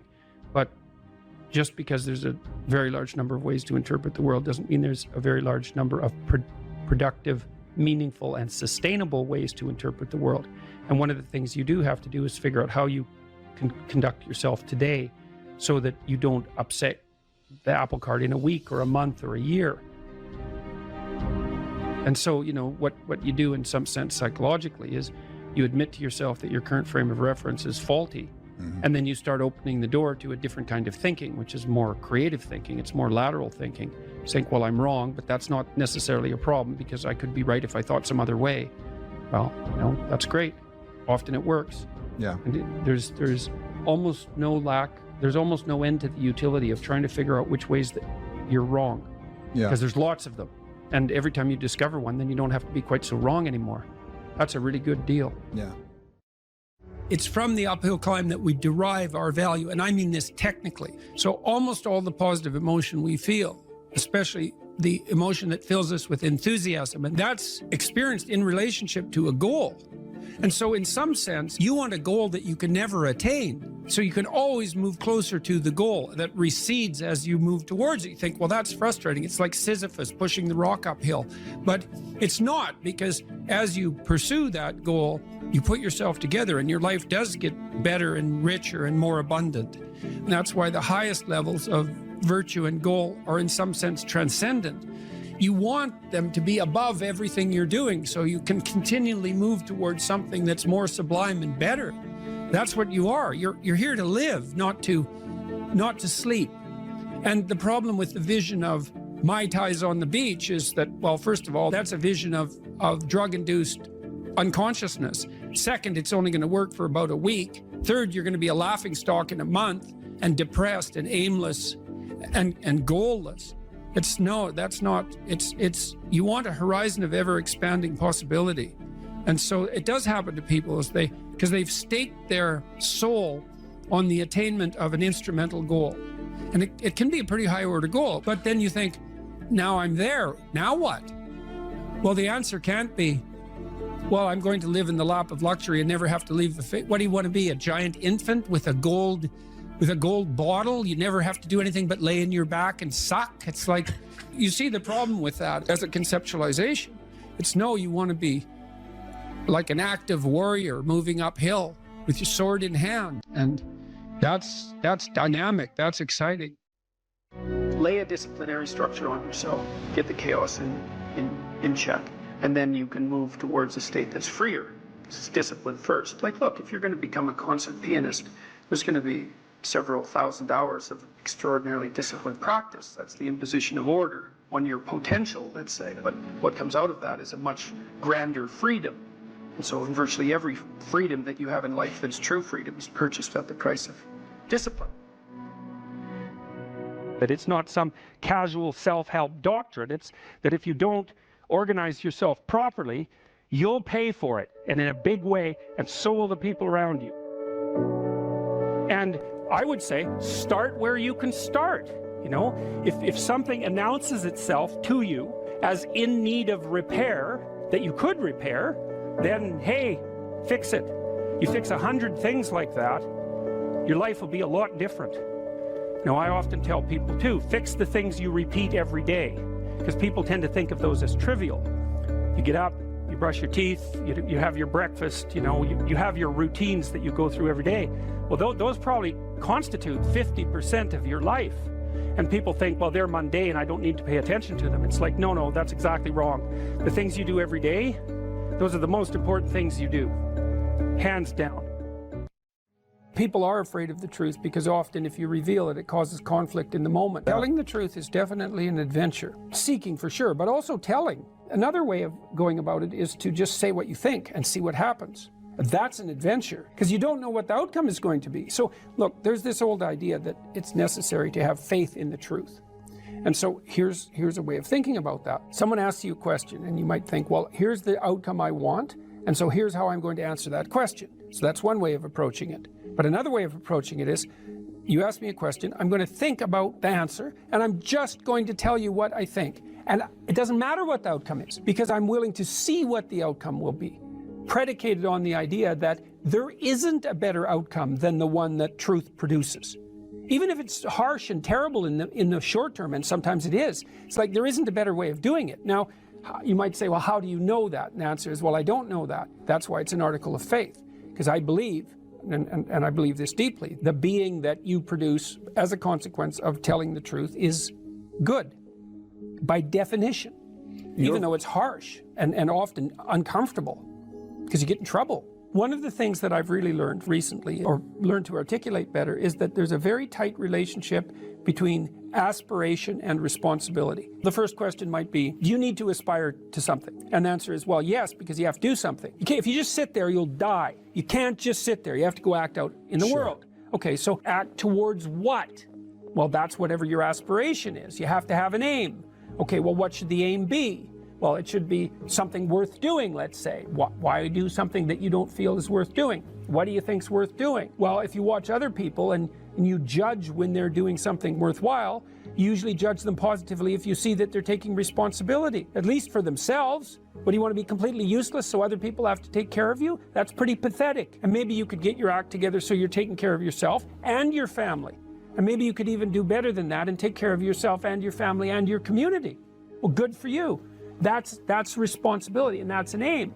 Well, here's one of the things that's cool about that, is that your life doesn't have meaning without aspiration or an aim. Okay, so you need a hierarchy of values. There's got to be something at the top. It's got to be something important. If you don't have that, your life doesn't have any meaning. So if you criticize the hierarchy, or even the idea of hierarchy, you destroy the idea of aspiration, and then people have nothing. Well, that's not helpful. People are built for a struggle, and they're built for a weight, and you want to take on a heavy burden voluntarily. See if you can put yourself together. See what you can do out in the world while you're waiting to die. It's an all-in game. It better be worthwhile. The great people I know are brutally truthful to themselves and other people, and they have insanely adventurous lives. Get rid of everything you say that you only say to impress other people, and just see if you can say what you believe to be true. That's an adventure. That's the thing about the truth, you know? Well, you got to ask yourself, if you're not speaking the truth, who is it that's talking? If you're saying something that you do not believe to be true, it's not you talking. It's something else. It might be the part of you that wants to manipulate the other person into delivering what you think you want from them. Well, what is that spirit of manipulation that you've allowed to possess you? It's not you. Let's say you decide to live your whole life in that instrumental manner. You're going to craft your words like the student who says, well, I'm going to write what the professor wants to hear so I get the grade. It's like, well, you just turn yourself into that. Well, who is it that's doing that manipulating? It's not you, because those aren't your words. So even if you get the grade, it's not you that got the grade. It's the false you. It's the manipulative you. So you do that your whole life. You don't have your life. And then you think, well, God, that was a miserable life. I manipulated everybody. They were so damn stupid. They were sucked in by it. They're all contemptible. Everyone does it, you know, which they don't, by the way. And so that's a pathway to bitterness. Partly because if you're a manipulator and you use your language falsely, you don't live your own life. You live the life of whatever possesses you when you think it's you manipulating. And so you live the life of the spirit of manipulation. You know, maybe you're in California, see someone speeding down the road in a convertible Porsche, and you think, oh man, what a lucky bastard. And the truth of the matter is that he's thinking about wrapping his expensive sports car around the next cement pillar that he comes close to. You know, you can't tell. And people have hard lives, and even people who are comparatively fortunate have hard lives. And the ideal that you're observing that makes you jealous and resentful is in large part an illusion that's created by your own mind. You have to be careful of what you're jealous of, because you don't really know what it is.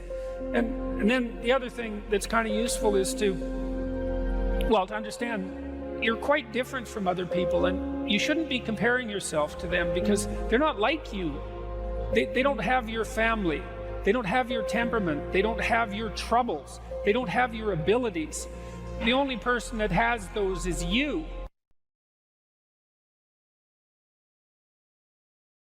When I was 25 or so, I probably weighed about 138 pounds. I smoked like a pack of cigarettes a day.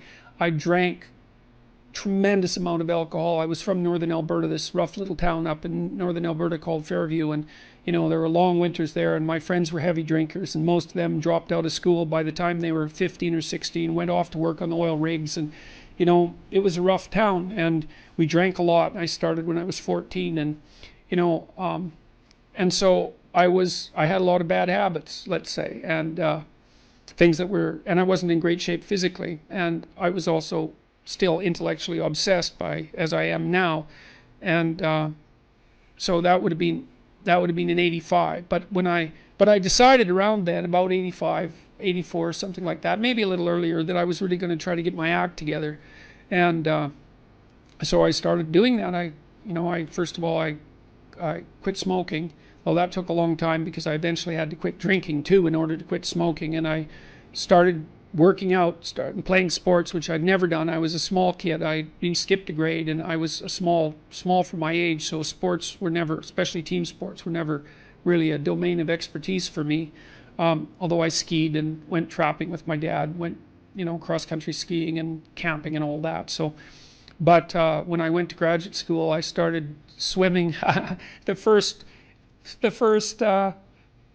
physical exercise routine I did. I enrolled in a swimsercise course, I think it was called. So it was me and this like really overweight kid, and like these 60-year-old women and men, they could out exercise me like mad. It was really embarrassing. Me and the overweight kid, you know, we'd be just panting ourselves 3/4 to death at the end of the bloody workout, and these 60-year-old women who weren't in great shape were like, you know, chatting away as if nothing was going on at all in the pool. So that was quite embarrassing, and as was going to the weight room, you know, because when I started I could barely bench press 75 pounds, and people used to keep coming over and helping me, which was the last thing I bloody well wanted, but certainly needed. And I got to the point where I could bench press 225 pounds. I think that was the best I did, and I gained about 30 pounds of muscle in a year and a half. So that was a good thing. So like I was kind of a wild man, and you know, I'm a little bit manic in my temperament, and so you know, I was kind of going every direction at the same time. So, and you know, I don't regret that. I had a fine time when I was a kid, but I needed really to get disciplined, and I had to do it because I was working on these hard problems that, you know, that I've been discussing with all of you, and I've been working on them really, you know, obsessively since I was probably about 18, maybe even earlier than that. Got to the point around 25 when I was in graduate school trying to get my PhD, doing all my research. Like I published 15 papers by the time I graduated with my PhD, which was I think by a fairly large measure the most papers that any graduate student at that time had ever published at McGill. I think that's right. Might have been twice as many, or maybe twice as many, maybe even 3 times as many. And at the same time I wrote Maps of Meaning, which was a terribly difficult thing to do, because I was writing about 3 hours a day doing that, and I couldn't do all that and continue with my misbehavior, you know, my sort of what would you say, my hedonistic my massive hedonistic consumption of alcohol and all of that. I just couldn't keep it up, and also work seriously on the issues that were at hand. So, you know, I had to stop. That's a sacrifice. I had to stop messing about and straighten myself out. And I got married. Well, the woman who's my wife, Tammy, who I've known since she was 8 years old, she lived across the street from me in this little town called Fairview, and I was in love with her like the first time I saw her, which is quite the bloody thing. So that's worked out pretty well for me. But she came to live with me about the same time, and you know, we decided jointly to get our act together, and we swore that we'd tell each other the truth, which I think she's actually done better than me. Like I don't think she's lied to me ever in our entire marriage, which is unbelievable, you know, and it's been so useful because I can really tell her things and we can really talk. So I tell you, if you want to have a good relationship, man, you embed it in the truth, because if you don't embed it in the truth, you don't have a relationship. It's just lies. It's a tissue of lies, and it will dissolve in the chaos as soon as a crisis comes along. So the truth is a terrible thing, but not compared to falsehood. So